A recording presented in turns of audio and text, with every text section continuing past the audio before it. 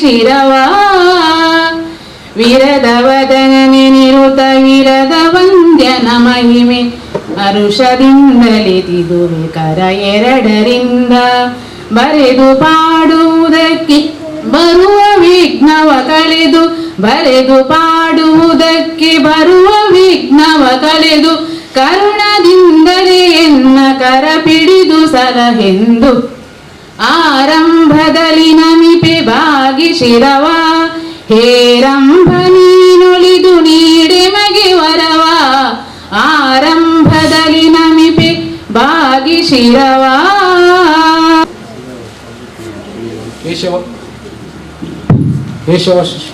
ಕೇಶವ ಶಿಶು ಮಂದಿರದ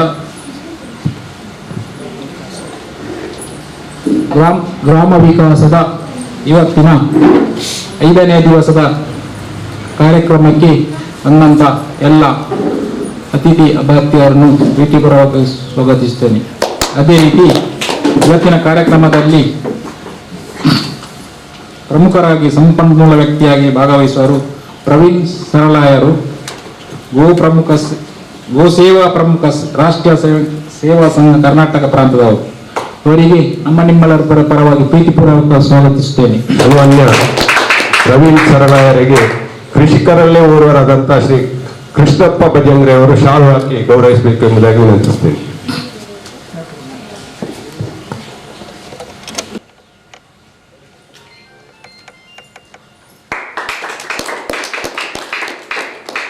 ಅದೇ ರೀತಿ ಉಪಸ್ಥಿತಿಯಾಗಿ ಶ್ರೀ ಸದಾಶಿವ ಕಡುಂಬಾರ್, ಗ್ರಾಮ ವಿಕಾಸ ಸಂಯೋಜಕ, ರಾಷ್ಟ್ರೀಯ ಸ್ವಯಂ ಸೇವಕ ಸಂಘ ಮಂಗಳೂರು ಗ್ರಾಮಾಂತರ, ಅವರಿಗೂ ಕೂಡ ನಿಮ್ಮೆಲ್ಲರ ಪರವಾಗಿ ಪ್ರೀತಿಪೂರ್ವಕ ಸ್ವಾಗತಿಸುತ್ತೇನೆ.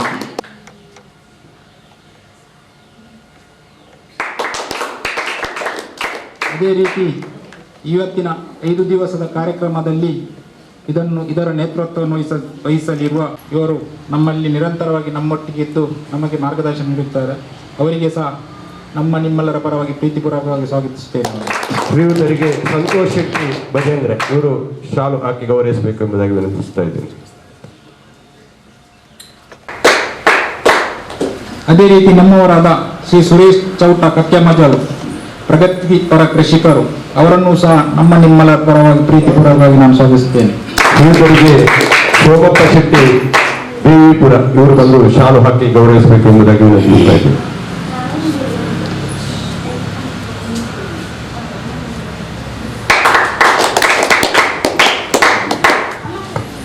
ಅದೇ ರೀತಿ ಕರುಣಾಕರ ಸುಳ್ಯ ತಾಲೂಕಿನವರು ಮರವೂರಿನಲ್ಲಿ ಸುಮೇಧ ಗೋಶಾಲೆಯನ್ನು ಸ್ಥಾಪಿಸಿ ಅದರ ಕಾರ್ಯನಿರ್ವಹಿಸುತ್ತಿರುವ ಗೋ ಸೇವಕ ಮಂಗಳೂರು ವಿಭಾಗದ ಪ್ರಶಿಕ್ಷಣ ಪ್ರಮುಖರು, ಅವರನ್ನು ಸಹ ನಿಮ್ಮೆಲ್ಲರ ಪರವಾಗಿ ಪ್ರೀತಿಪೂರ್ವಕವಾಗಿ ಸ್ವಾಗತಿಸುತ್ತೇನೆ.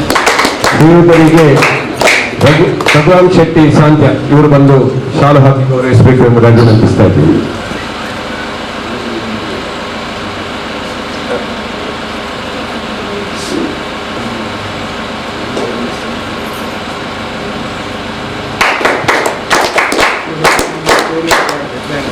ರಘುಚಂದ್ರ ಬಲ್ಲಾಲ್, ಜಾಗೃತ ವಿವಿಧೋದ್ದೇಶ ಸಹಕಾರಿ ಸಂಘ ಉಲ್ಲಾಲ, ಇದರ ಅಧ್ಯಕ್ಷರು ನಮ್ಮೊಟ್ಟಿಗಿದ್ದಾರೆ. ಅವರನ್ನು ಸಹ ಪ್ರೀತಿಪೂರ್ವಕವಾಗಿ ಸ್ವಾಗತಿಸುತ್ತೇನೆ. ಅದೇ ರೀತಿ ನಮ್ಮೊಟ್ಟಿಗೆ ಉಪಸ್ಥಿತರಾಗಿರುವ ಅಶೋಕ್ ಬಾಡಿ, ಜಿಲ್ಲಾ ಗೋ ಸೇವಾ ಪ್ರಮುಖರು, ಅವರನ್ನು ಸಹ ನಮ್ಮ ಶಿಶು ಮಂದಿರದ ಪರವಾಗಿ ಪ್ರೀತಿಪೂರ್ವಕವಾಗಿ ಸ್ವಾಗತಿಸುತ್ತೇನೆ. ಅದೇ ರೀತಿ ನಮ್ಮೊಟ್ಟಿಗೆ ಚಿತ್ರ ಮಾಧ್ಯಮದವರಿದ್ದಾರೆ, ಅವರನ್ನು ಕೂಡ ಕೆಲವು ಸಂಘ ಸಂಸ್ಥೆ ಇಲ್ಲಿ ಜವಾಬ್ದಾರಿ ವಹಿಸುವವರಿದ್ದಾರೆ. ಅವರನ್ನು ಸಹ ನಾವು ಪ್ರೀತಿಪೂರ್ವಕವಾಗಿ ಶಿಶು ಮಂದಿರದ ಪ್ರೀತಿಪೂರ್ವಕವಾಗಿ ಸ್ವಾಗತಿಸುತ್ತೇನೆ. ಅದೇ ರೀತಿ ನಮ್ಮ ಸ್ವಾಗತ ಭಾಷಣವನ್ನು ನಿಲ್ಲಿಸುತ್ತೇನೆ. ಜೈ ಹಿಂದ್, ಜೈ ಕರ್ನಾಟಕ.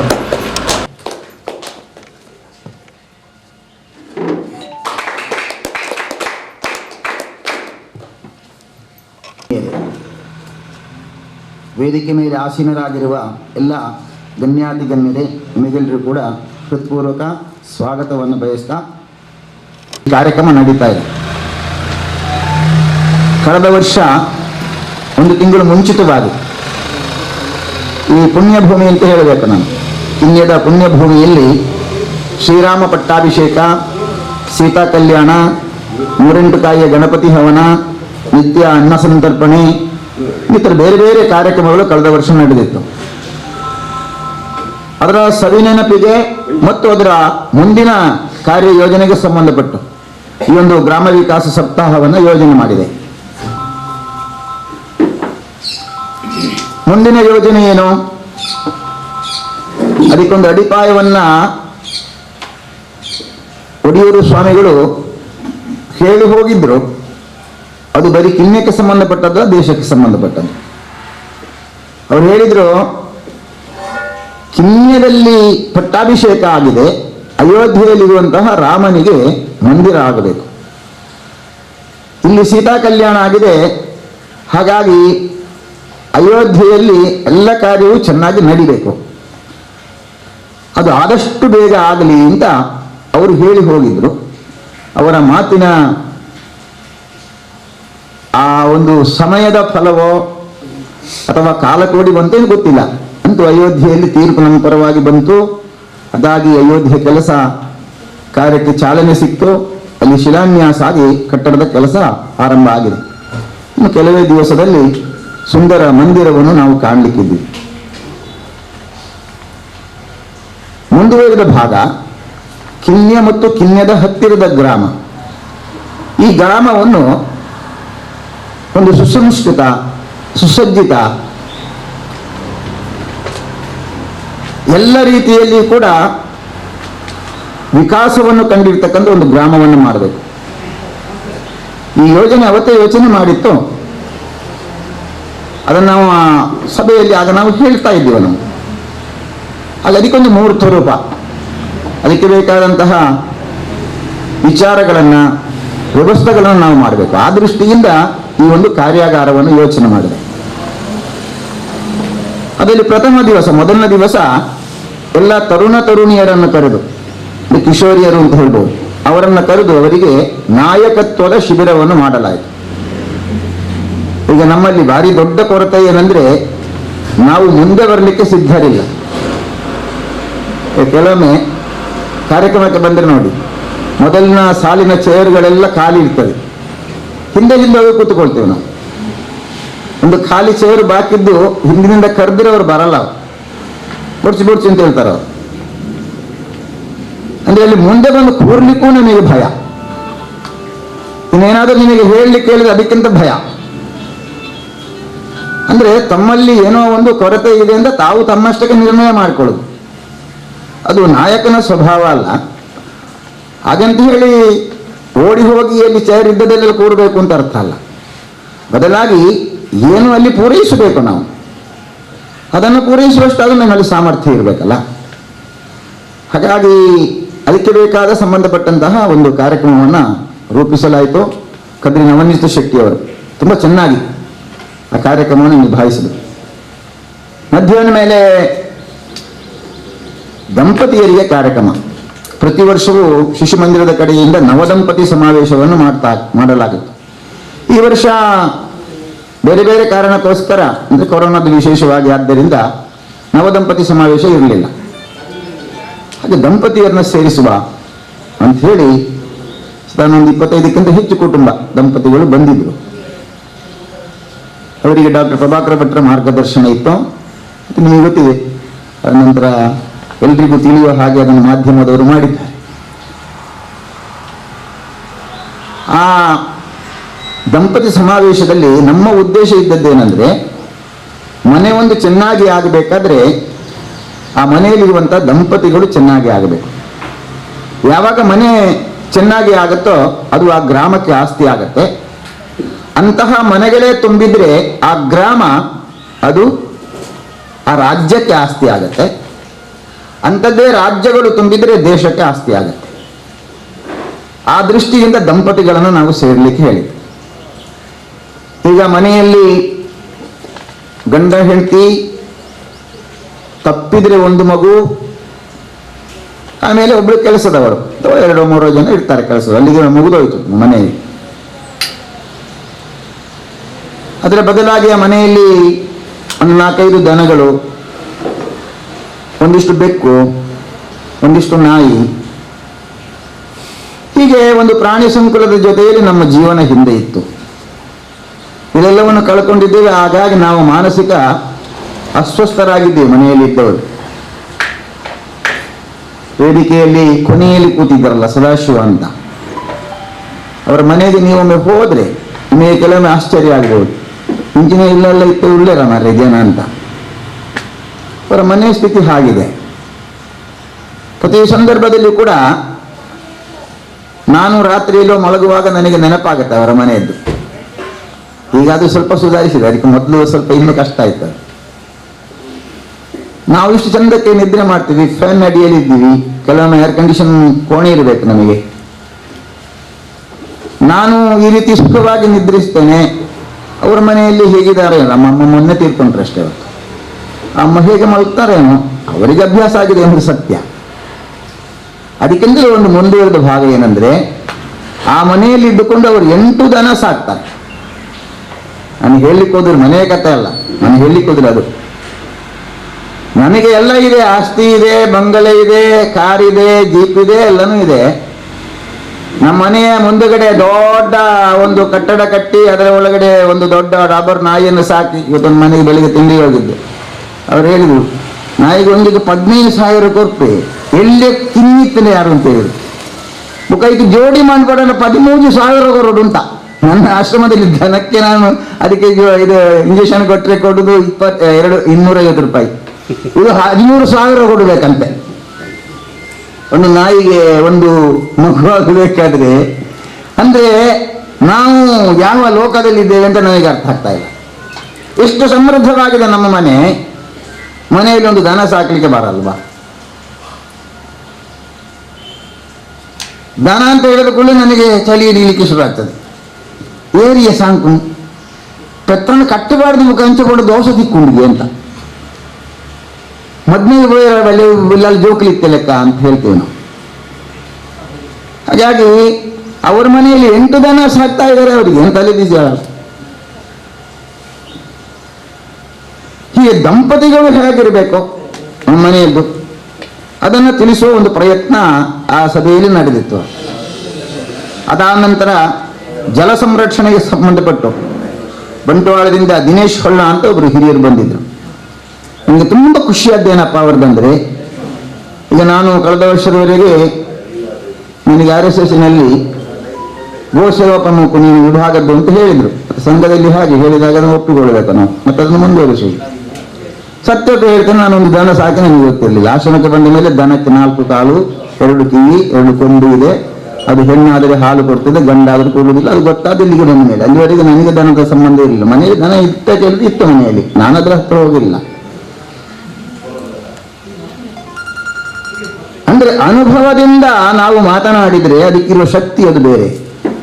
ಪುಸ್ತಕ ಓದಿ ಯಾರೋ ಹೇಳಿದನ್ನು ಕೇಳಿ ಅನುಭವಿಸಿ ಹೇಳಿದ್ರೆ ಉಂಟಲ್ಲ, ಅದಕ್ಕೆ ರಸ ಇಲ್ಲ. ಮನೆ ಪ್ರಭಾಕರ ಭಟ್ರು ತಡ ಆಗ್ತದೆ ಸ್ವಾಮಿ ನೀವು ವೇದಿಕೆಯಲ್ಲಿ ಕೂತ್ಕೊಂಡು ಮಾತನಾಡಿ. ನಾನು ಹೇಳಿದೆ ನನಗೆ ಆಗಲಿಕ್ಕಿಲ್ಲ ಇದನ್ನು. ಯಾಕಂದ್ರೆ ಮುಂದೆ ಕೂತವರೆಲ್ಲ ದಂಪತಿಗಳು, ಅವರಿಗೆ ನಾನೆಂತದ್ದು ಹೇಳಿದೆ, ಮದುವೆ ಆಗದವನು, ನನಗೆ ಸಂಬಂಧಪಟ್ಟದಲ್ಲ ಹೇಳಿದೆ ನಾನು. ಹಾಗೆ ಅನುಭವಿಸಬೇಕು ಮಾತನಾಡಬೇಕಾದ್ರೆ. ಅನುಭವ ಇಲ್ಲದ ಸುಮ್ಮನೆ ಮಾತನಾಡಲಿಕ್ಕೆ ಹೋಗಬಾರ್ದು. ಆದರೆ ಆ ದಿನೇಶ್ ಹೊಳ್ಳ ಅವರಿದ್ರಲ್ಲ, ಅವರು ಕಾಡಿನಲ್ಲಿ ಹೋಗಿ ಆ ಕಾಡಿನಲ್ಲಿ ಇರ್ತಕ್ಕಂಥ ಆದಿವಾಸಿಗಳ ಜೊತೆಯಲ್ಲಿ ರಾತ್ರಿ ಅಲ್ಲೇ ಇದ್ದುಕೊಂಡು ಅವರ ಆಹಾರ ತಿಂದು ಪಶ್ಚಿಮ ಘಟ್ಟದ ಬಗ್ಗೆ ಅಧ್ಯಯನ ನಡೆಸಿದವರವರು. ಅವರು ಹೇಳ್ತಾರೆ, ಇರುವೆ ಕಡಿಮೆಯಾದರೆ, ಎಂತ ಕಡಿಮೆಯಾದರೆ, ಇರುವೆ ಕಡಿಮೆಯಾದರೆ ಸಮುದ್ರದಲ್ಲಿರ್ತಕ್ಕಂಥ ಮೀನಿನ ಸಂಕುಲ ನಾಶ ಆಗ್ತದಂತೆ. ಇದು ಕೆಲವೊಮ್ಮೆ ಬೇರೆಯವರು ಹೇಳ್ತಿದ್ರೆ ಸರಿ ಇಲ್ಲ ಹೇಳ್ತಿದ್ರು ನಾನು, ಅವರು ಅನುಭವಿಸಿ ಹೇಳಿದ ಕಾರಣ ಏನು ಹೇಳಲಿಕ್ಕೆ ಮಾತಿಲ್ಲ. ಹಾಗೆ ಅಂಥವರ ಜೊತೆಯಲ್ಲಿ ಸ್ವಲ್ಪ ಹೊತ್ತು ಇದ್ದೇ ಆ ವಿಚಾರವನ್ನು ಅವರು ತಿಳಿಸಿಕೊಟ್ರು. ಅವರು ಮಾತನಾಡಬೇಕಾದ್ದು ಜಲ ಸಂರಕ್ಷಣೆಗೆ ಸಂಬಂಧಪಟ್ಟು. ಆದರೆ ಜಲದಿಂದ ಪ್ರಾಣಿ ಸಂಕುಲ, ಇಡೀ ಪ್ರಪಂಚದ ಆಗು ಹೋಗುಗಳು, ಇದ್ರ ಬಗ್ಗೆ ತುಂಬ ಚೆನ್ನಾಗಿ ಮಾತನಾಡಿದ್ರು, ಮನೋಜ್ಞವಾಗಿ ಮಾತನಾಡಿದ್ರು. ತುಂಬ ಖುಷಿ ಆಯ್ತು ನನಗೆ. ಮರು ದಿವಸ ಆಗಿರುವುದು ಆರೋಗ್ಯ ಮಾಹಿತಿ, ಅದು ಹೆಣ್ಮಕ್ಕಳಿಗೆ ಮತ್ತು ಕುಟುಂಬದ ಸಂಸ್ಕೃತಿ. ಯಾವ ಮನೆಯಲ್ಲಿ ತಾಯಂದಿರು ಸುಸಂಸ್ಕೃತರಾಗಿರ್ತಾರೋ ಆ ಮನೆಯಲ್ಲಿ ಎಲ್ಲನೂ ಚೆನ್ನಾಗಿರ್ತದೆ. ಆ ಮನೆಯು ಸುಸಂಸ್ಕೃತವಾಗಿರ್ತದೆ. ಬಂದು ಹೋದವರಿಗೆ ಎಲ್ಲ ವ್ಯವಸ್ಥೆಗಳಿರ್ತದೆ. ಕುಟುಂಬದ ಜನ ಆ ಮನೆಯಲ್ಲಿ ಅನ್ಯೋನ್ಯತೆಯಿಂದಿರ್ತಾರೆ. ಎಲ್ಲ ಸಂಗತಿಗಳು ನಡೀತದೆ. ಅದಕ್ಕೋಸ್ಕರ ಕುಟುಂಬ ಸಂಸ್ಕೃತಿಯ ಬಗ್ಗೆ ಒಂದು ಕಾರ್ಯಾಗಾರ ನಡೆದಿತ್ತು. ಅದಕ್ಕೆ ಡಾಕ್ಟರ್ ಅವರು ಬಂದಿದ್ರು. ಅದರಲ್ಲಿ ತಾಯಂದಿರಿಗೆ ಆರೋಗ್ಯದ ಮಾಹಿತಿ. ತಾಯಂದಿರು ಬೆಳಗ್ಗೆ ಎದ್ದರೆ ರಾತ್ರಿವರೆಗೆ ಅವರಿಗೆ ಕೆಲಸ. ಕೆಲವೊಮ್ಮೆ ಗಂಡಸರಿಗೆ ಅನ್ನಿಸಿಕೊಂಡು ಹೆಣ್ಮಕ್ಕಳಿಗೆ ಎಂತ ಕೆಲಸ ಇಲ್ಲ ಅಂತ. ಒಂದು ಮನೆಯಲ್ಲಿ ಯಜಮಾನರು ಎಲ್ಲ ಕೆಲಸಕ್ಕೆ ಹೋಗಿದ್ರು, ಏನೋ ಮಧ್ಯೆ ಅವರಿಗೆ ಮನೆಗೆ ಬರಬೇಕಿತ್ತು. ಅವರು ಮನೆಗೆ ಬರ್ತಾರೆ ಅಂತ ಅವರ ಶ್ರೀಮತಿ ಗೊತ್ತಿತ್ತು. ಅವರು ಬಂದು ನೋಡ್ತಾರೆ, ಗೇಟ್ ತೆಗೆದುಂಟು, 2 ಚಿಕ್ಕ ಮಕ್ಕಳು ಅವರು ಗೇಟಿನ ಹೊರಗಡೆ ಆಟ ಆಡ್ತಾ ಇದ್ದಾರೆ. ಇವರಿಗೆ ಅಲ್ಲಿಂದಲೇ ತಲೆ ಬಿಸಿ ಆಗಲಿಕ್ಕೆ ಶುರು ಆಯಿತು. ಇವಳಿಗೆ ಜವಾಬ್ದಾರಿ ಇಲ್ಲ, ಇವಳಿಗೆ ಟೆನ್ಷನ್. ಆಮೇಲೆ ಸ್ವಲ್ಪ ಒಳಗೆ ಬಂದು ನೋಡಿದ್ರೆ ಅಲ್ಲೆಲ್ಲ ಅಸ್ತವ್ಯಸ್ತವಾಗಿ ಉಂಟು ಅಂಗಳದಲ್ಲಿ. 2ನೇ ಟೆನ್ಷನ್ ಶುರು ಆಯ್ತು ಇವರಿಗೆ. ಮತ್ತೆ ಸಿಟೌಟಿಗೆ ಬರ್ತಾರೆ, ಅಲ್ಲಿ ನೋಡಿದ್ರೆ ಪೇಪರ್ ಬಂದದ್ದು ಕೆಳಗಡೆ ಬಿದ್ದಿದೆ, ಮೊದಲನೇ ದಿವಸದ ಪೇಪರು ಎಲ್ಲೋ ಆ ಕಡೆ ಈ ಕಡೆ ಬಿದ್ದುಕೊಂಡುಂಟು. ಇದೆಲ್ಲ ನೋಡಿ ಮತ್ತೆ ಟೆನ್ಷನ್ ಆಯಿತು. ಸೀದಾ ಒಳಗಡೆ ಬಂದು ನೋಡಿದ್ರೆ ಬೆಳಗ್ಗೆ ಇವರು ಒಟ್ಟಿಗೆ ತಿಂದಿದ್ದಂಥ ತಟ್ಟೆಯಲ್ಲಿ ತೆಗಿಲಿಲ್ಲ, ಹಾಗೆ ಉಂಟು. ಇಡ್ಲಿ ಅಲ್ಲೇ ಉಂಟು, ಅದಕ್ಕೆ ಮುಚ್ಚಲು ಇಲ್ಲ, ಎಂಥದಿಲ್ಲ. ವಿಪರೀತ ಸಿಟ್ಟು ಬಂದು ಎಲ್ಲಿದ್ದಾಳೆ ಅಂತ ಹುಡುಕುತ್ತಾ ಹೋದಾಗ ಅವರ ಮಹಡಿ ಇದೆ ಮೇಲೆ, ಆ ಮಹಡಿ ಒಳಗಡೆ ಹೋದರೆ ಅಲ್ಲಿ ಒಂದು ಕೋಣೆಯಲ್ಲಿ ಮಂಚದ ಮೇಲೆ ಇವಳು ಮಲ್ಕೊಂಡು ಅವಳೊಂದು ಪುಸ್ತಕ ಓದ್ತಾ ಇದ್ದಾಳೆ. ಹೇಗಾಗಿರ್ಬೋದು ಯೋಚನೆ ಮಾಡಿ. ವಿಪರೀತ ಸಿಟ್ಟು ಬಂತು. ಗಂಡ ಮಾಡ್ತಿದ್ದೀನಿ ನೀನು, ಅಷ್ಟು ಓದಾಗಲ್ಲ ನಿನಗೆ, ಒಂದು ಜವಾಬ್ದಾರಿ ಇಲ್ಲ ನಿನಗೆ ಅಂತ ಅವಳು ಕೂಲಾಗಿ ಕೇಳಿದಂತೆ. ಏನು ಎಂತದ್ದು ಎಲ್ಲ ಹೇಳ್ತಾ ಬಂದ, ಅವನು ಹೀಗಾಗಲಿ ನೋಡಲಿಲ್ಲ ಅಂತ. ಅದಕ್ಕೆ ಅವಳು ಹೇಳಿದ್ದಂತೆ, ನೋಡಿ ನಾನು ಮದುವೆಯಾಗಿ ಈ ಮನೆಗೆ ಬಂದು 10 ವರ್ಷ ಕಳೀತು. ಈ 10 ವರ್ಷದಲ್ಲಿ ಹೀಗೆ ನೀವು ಯಾವಾಗಲೂ ನನ್ನಲ್ಲಿ ರೇಗಿದ್ದಿಲ್ಲಲ್ಲ. ನಾನು ಇವತ್ತು ಬೆಳಗ್ಗೆ 8 ಗಂಟೆಯಿಂದ 12 ಗಂಟೆವರೆಗೆ ಇಷ್ಟೇ ನಾನು ರೆಸ್ಟ್ ತಗೊಂಡದ್ದು, ಬೇರೆಂತ ಇವತ್ತು ಏನು ಮಾಡಲಿಲ್ಲ. ನಿನಗೆಷ್ಟು ಸಿಟ್ಟು ಬಂತು? ಇಷ್ಟು ದಿವಸ ಬಾರದೇ ಇರುವ ಸಿಟ್ಟು ನಿನಗೆ ಇವತ್ತು ಬಂದಿದೆ. ಇಷ್ಟು ದಿವಸ ನೀವು ಅದನ್ನು ನೋಡಲಿಲ್ಲ. ಇಷ್ಟು ದಿವಸ ನೀವು ನನಗೆ ಅದು ಮಾಡಿದ ಸರಿಯಾಯಿತು, ಇದು ಮಾಡಿದ ಸರಿಯಾಯಿತು, ಇದು ಚಂದ ಆಯ್ತು ಹೇಳಿದ್ದೀರ, ನೀವು ಹೇಳಿಲ್ಲ. ಅಂದ್ರೆ ಮನೆಯಲ್ಲಿರುವಂಥ ತಾಯಿ ಸ್ವಲ್ಪ ಹೊತ್ತು ವಿಶ್ರಾಂತಿ ತಗೊಂಡ್ರೆ ಆಗೆಲ್ಲ ಅಸ್ತವ್ಯಸ್ತ ಆಗುತ್ತೆ. ಹಾಗಾಗಿ ಅವರ ಆರೋಗ್ಯ ಚೆನ್ನಾಗಿರಬೇಕಾದ ಅಷ್ಟೇ ಮುಖ್ಯ. ಅದಕ್ಕೋಸ್ಕರ ಅವರಿಗೆ ಮಾಹಿತಿ ಶಿಬಿರ ಅದನ್ನು ಮೊನ್ನೆ ಕೊಡಲಾಯಿತು, ತುಂಬ ಚೆನ್ನಾಗಿ ನಡೀತು.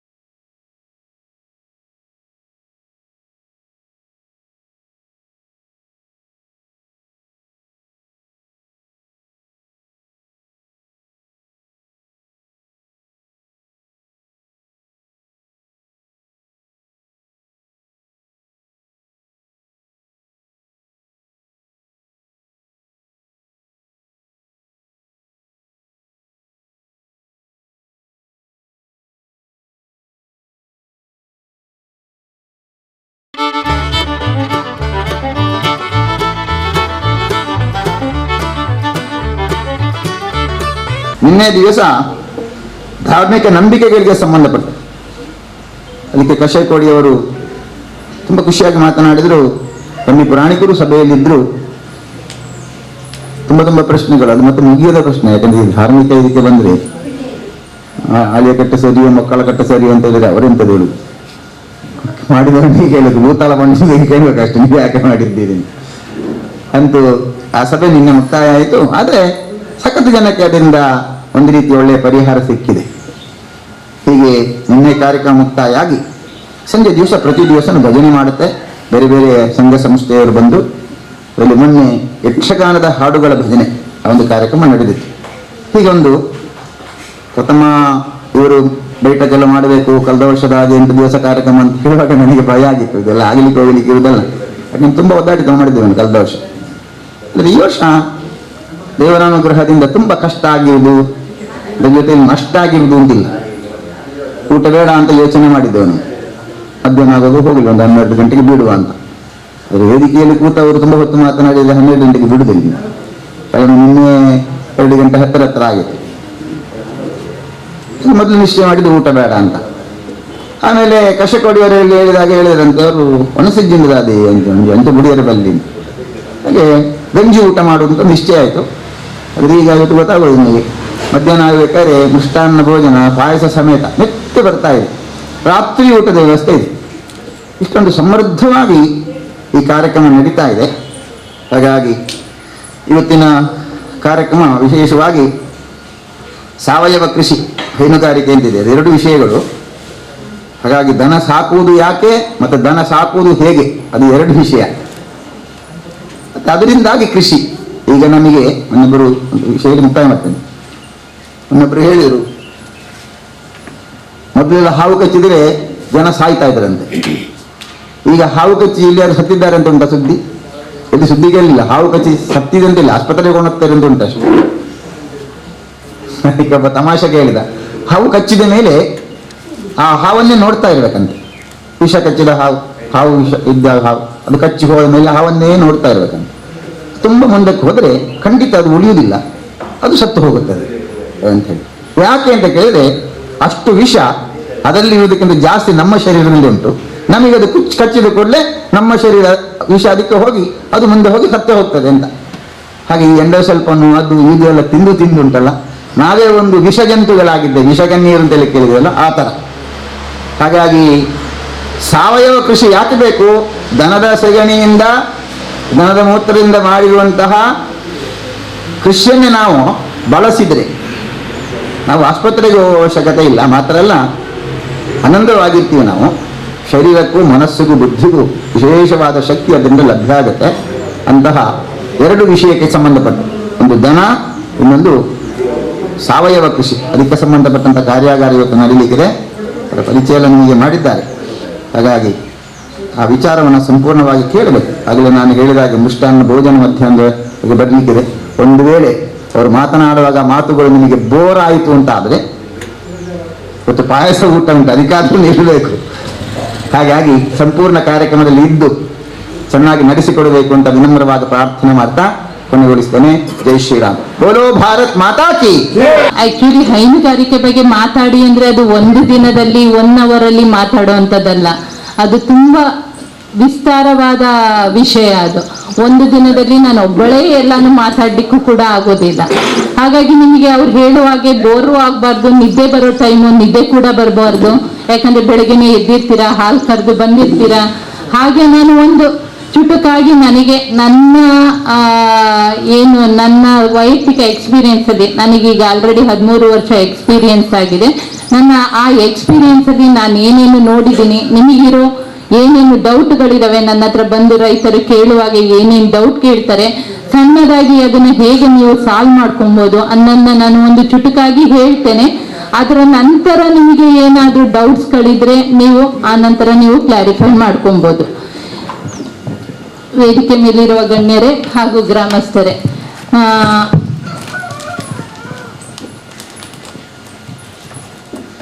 Actually doctor Ishwar Bhat sir ಬರಬೇಕಿತ್ತು. ಅವರು ಕಾರಣಾಂತರಗಳಿಂದ ಬರ್ಲಿಕ್ಕೆ ಆಗಲಿಲ್ಲ. ನನಗೆ ತುಳು ಕೂಡ ಗೊತ್ತಿಲ್ಲ, ಸರ್ ತುಳು ಮಾತಾಡ್ತಾ ಇದ್ರು. ನಾನು ಕನ್ನಡದಲ್ಲೇ, ನನಗೆ ಬರೋ ಕನ್ನಡದಲ್ಲಿ ನಾನು ಮಾತಾಡ್ತೇನೆ. ನಿಮಗೆ ಅರ್ಥ ಆಗದಿದ್ರೆ ದಯವಿಟ್ಟು ಕೇಳಬೇಕು ಅಂತ ನಾನು ಕೇಳ್ಕೊಂತೀನಿ. ಸಾರಿ ಸರ್, ನನಗೆ ತುಳು ಕೂಡ ಬರೋದಿಲ್ಲ. ಹಾಗಾಗಿ ಈಗ ಒಂದು ಹಸು ಸಾಕಣೆ ನಾನು ಹೇಳುವಾಗೆ, ನಿಮಗೆ ಸರ್ ಹೇಳುವಾಗೆ ಹಸಿಯಿಂದ ಸಾವಯವ ಕೃಷಿ, ಕೃಷಿಯಿಂದ ಹಸು.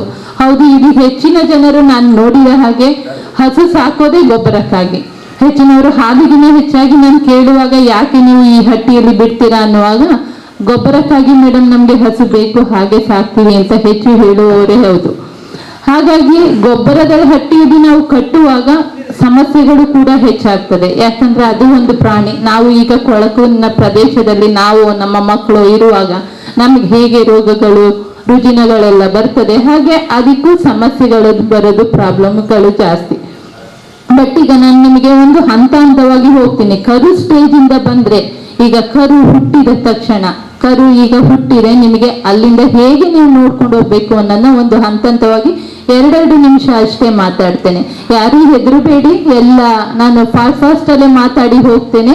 ನಿಮಗೇನಾದ್ರೂ ಗೊತ್ತಾಗ್ಲಿಲ್ಲ ಅಂದ್ರೆ ಕೇಳಿ, ತೊಂದರೆ ಇಲ್ಲ. ಕರು ಹುಟ್ಟಿದ ತಕ್ಷಣ ನಾವು ಏನ್ ಮಾಡ್ಬೇಕು?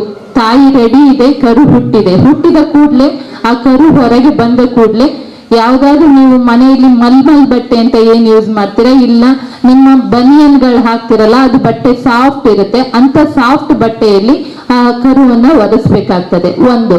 ಇನ್ನೊಂದು ಪಾಯಿಂಟ್ ಏನಂದ್ರೆ, ಅದ್ರದ್ದು ಏರ್ವೆ ಅಂತ ಹೇಳ್ತೀವಿ, ಅದು ಉಸಿರಾಡ್ಲಿಕ್ಕೆ ಅದನ್ನ ಈಸಿ ಮಾಡ್ಕೊಡ್ಬೇಕು. ಯಾಕಂದ್ರೆ ತಾಯಿಯಿಂದ ಬರುವಾಗ ಅದ್ರ ಮೂಗಲ್ಲೆಲ್ಲ ಲೋಳೆಗಳು ತುಂಬಿರುತ್ತೆ. ಆ ಲೋಳೆಗಳನ್ನ ಕ್ಲಿಯರ್ ಮಾಡಿದ್ರೆ ಅದಕ್ಕೆ ಉಸಿರಾಡ್ಲಿಕ್ಕೆ ಕ್ಲಿಯರ್ ಆಗ್ತದೆ. ಅದನ್ನ ಮಾಡಿದ ಮೇಲೆ ಕರುವನ್ನ ಸ್ವಲ್ಪ ನೀವು ಉಲ್ಟಾ ಮಾಡಿ ಹಿಡಿಬೇಕಾಗ್ತದೆ, ಕಾಲು ಹಿಡಿದು. ಅವಾಗ ಏನಾಗುತ್ತೆ, ಅದ್ರದ್ದು ಉಸಿರಾಟ ಈಸಿ ಆಗ್ತದೆ. 2. ಮೂರನೇದು, ನೀವೇನ್ ಮಾಡ್ಬೇಕಂದ್ರೆ, ಅದು ಹೊಕ್ಕಳ ಬಳ್ಳಿ ಇದೆಯಲ್ಲ, ಅದನ್ನ ಕಟ್ ಮಾಡಿದ ನಂತರ ಹೆಚ್ಚಿನ ಜನರು ನಾನು ನೋಡಿರೋದು ಕಟ್ ಮಾಡಿ ಬಿಡ್ತೀರಾ ನೀವು ಹಾಗೆ.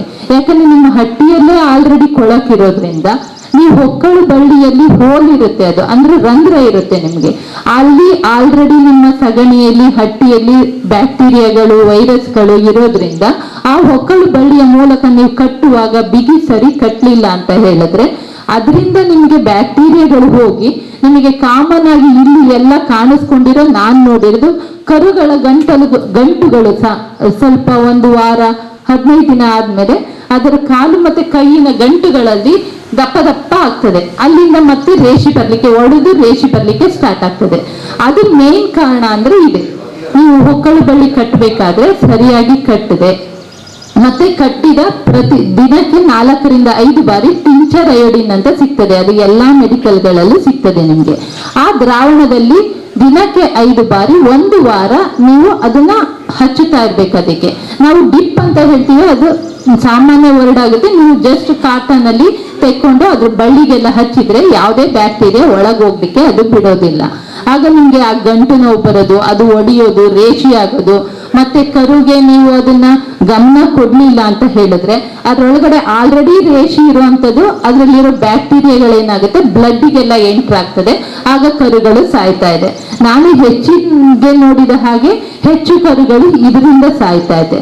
ಸೊ ನೀವು ಆ ಟೈಮಲ್ಲಿ ಟಿಂಚರ್ ಅಯೋಡಿನ್ ದ್ರಾವಣನ ಅಲ್ಲಿಗೆ ಹಚ್ಚಬೇಕಾಗ್ತದೆ. ಈ 3ನ್ನ ನೀವು ಸರಿಯಾಗಿ ನೋಡ್ಕೊಬೇಕು. ಇದಲ್ಲದೆ ಹೆಚ್ಚಿನವರು ನಾನು ನೋಡಿದಾಗೆ ಯಾರು ಗಿಣ್ಣು ಹಾಲನ್ನ ಕುಡಿಸ್ತಾ ಇಲ್ಲ ಕರುಗಳಿಗೆ. ಯಾಕಂದ್ರೆ ಇಲ್ಲಿ ಗಿಣ್ಣು ಹಾಲನ್ನ ಯೂಸ್ ಮಾಡಲ್ಲ. ನೀವು ಕರೆದು ತೋಟಕ್ಕೆ ಇಲ್ಲ ಗುಂಡಿಗೆ ಹಾಕ್ತೀರಾ, ಅದು ಹೌದು. ಬಟ್ ಕರುಗಳಿಗೆ ನಿಮಗೆ ಗಿಣ್ಣು ಹಾಲು ಬೇಕೇ ಬೇಕಾಗ್ತದೆ. ಯಾಕೆ ಕರುಗಳಿಗೆ ಬೇಕಂದ್ರೆ ರೋಗ ನಿರೋಧಕ ಶಕ್ತಿ ಅದರಲ್ಲೇ ಇರುವಂತದ್ದು. ಅಂದ್ರೆ ನಮ್ಮಲ್ಲಿ ಆಂಟಿಬಾಡಿ ಅಂತ ಹೇಳ್ತೀವಿ. ಯಾವುದೇ ನಮ್ಮ ರೋಗನ ತಡಿಬೇಕು, ಬರದಂಗೆ ತಡಿಬೇಕಂದ್ರೆ ನಮ್ಮಲ್ಲಿ ಆಂಟಿಬಾಡೀಸ್ ಇರಬೇಕು. ಆ ಕಾಯಕಗಳು ಏನಿದೆ ನಿಮ್ಮ ಕೊಲೆಸ್ಟ್ರಾಲ್ ಅಂದ್ರೆ ಗಿಣ್ಣು ಹಾಲಲ್ಲಿ ಸಿಗ್ತದೆ. ಆ ಗಿಣ್ಣು ಹಾಲು ಕೂಡ ಹೇಗೆ ಅಂದ್ರೆ 2 hours ಒಳಗಡೆ, ಈಗ ಕರು ಹಾಕಿದ 2 ಗಂಟೆ ಒಳಗಡೆ ಕೂಡಿಸ್ಬೇಕು. ಯಾವುದೇ ನಮ್ಮ ಬಾಡಿಯಲ್ಲಿ ಪಚನ ಕ್ರಿಯೆ, ಈಗ ನಾವೇನಾದ್ರೂ ಒಂದು ಊಟ ಮಾಡ್ತೀವಿ ಅಂದ್ರೆ ಅದು ಹೊಟ್ಟೆಯಿಂದ ಡೈಜೆಷನ್ ಆಗಿ ಹೋಗ್ಬೇಕಂದ್ರೆ 3 hours ಬೇಕಾಗ್ತದೆ. ಯಾವುದೇ ನಮ್ಮ ಹೊಟ್ಟೆಲ್ಲಾದ್ರೂ, ಯಾವುದೇ ಪ್ರಾಣಿಗಳಲ್ಲೂ ಸಾಧಾರಣವಾಗಿ 2 to 3 hours ನಿಮ್ಗೆ ಡೈಜೆಷನ್ ಆಗ್ಲಿಕ್ಕೆ ಇರುತ್ತೆ. ಈಗ ಕರು ಹುಟ್ಟಿದೆ, ಅದಕ್ಕೆ ಪಚನ ಕ್ರಿಯೆ ಸ್ಟಾರ್ಟ್ ಆಗ್ತದೆ.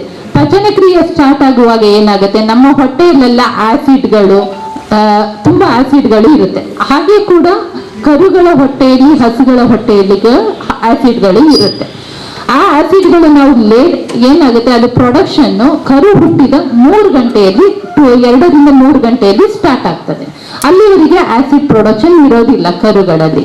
ನೀವು 2 ಗಂಟೆ ಒಳಗಡೆ ಹಾಲು ಕುಡಿಸಿದಾಗ ಏನಾಗುತ್ತೆ, ಅದರಲ್ಲಿರೋ ಗಿಣ್ಣು ಹಾಲಲ್ಲಿರೋ ಆಂಟಿಬಾಡೀಸ್ ಅಂದ್ರೆ ರೋಗನ ತಡಿಲಿಕ್ಕೆ ಇರೋ ಕಾಯಕಗಳು ಕಂಪ್ಲೀಟ್ ಬ್ಲಡ್ಗೆ ಹೋಗ್ತದೆ.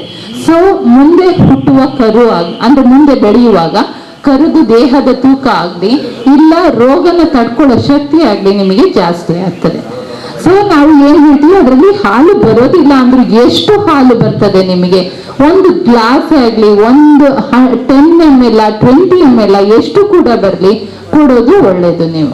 ಹಾಗಾಗಿ ನೀವು 3 hours ಒಳಗಡೆ ಎಷ್ಟು ಗಿಣ್ಣು ಹಾಲು ಕೊಡ್ತೀರಾ ಅಷ್ಟು ನಿಮ್ಗೆ ಆರೋಗ್ಯವಾದ ಒಳ್ಳೆ ತೂಕ ಇರುವಂತ ಕರುಗಳು ನಿಮ್ಗೆ ಮುಂದೆ ಅದೇ ಬೆಳೆದು ಈಗ ಹೆಂಗೆ ಈಗಿನ ಯುವಕರು ಹೇಗೆ ಇರ್ತಾರೆ ಹಾಗೆ ಮುಂದಿನ ಪ್ರಜೆಗಳಂತ ಹೇಗಿರ್ತೀವೋ ಹಾಗೆ ಆಗಿನ ಕರು ಇದೆಯಲ್ಲ ಅದು ಒಳ್ಳೆ ಹಸು ಆಗಿ ಮಾರ್ಪಾಡಾಗುತ್ತೆ. ಸೊ ನೀವು ಆಮೇಲೆ ಕುಡಿಸ್ಬಾರ್ದ ಅಂತ ಕೇಳ್ಬೋದು. ಇಲ್ಲ, ಆಮೇಲೆ ಕೂಡ ನೀವು ಕುಡಿಸ್ಬೋದು. ಬಟ್ ಈ ನಿರೋಧಕ ಕಣಗಳನ್ನ ಅಬ್ಸಾರ್ಪ್ಷನ್ ಇರುತ್ತಲ್ಲ, ಅಂದ್ರೆ ಒಳಗಡೆ ರಕ್ತಕ್ಕೆ ಹೀರ್ಕೊಳ್ಳೋದು ಶಕ್ತಿ ಕಡಿಮೆ ಆಗ್ತಾ ಬರುತ್ತೆ.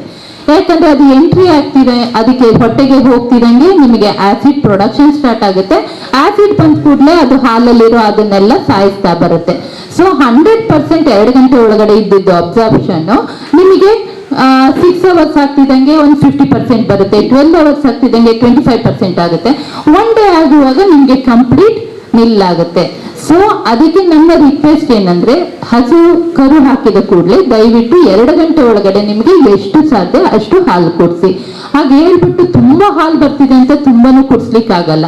ಅದಕ್ಕೊಂದು ಇದಿರುತ್ತೆ ಗೈಡ್ಲೈನ್, ಏನಂದ್ರೆ ಒಂದು ಹಸು 10 kg ಇದೆ, 1 ಲೀಟರ್ ವರೆಗೆ ನೀವು ಹಾಲನ್ನ ಕೊಡ್ಬೋದು.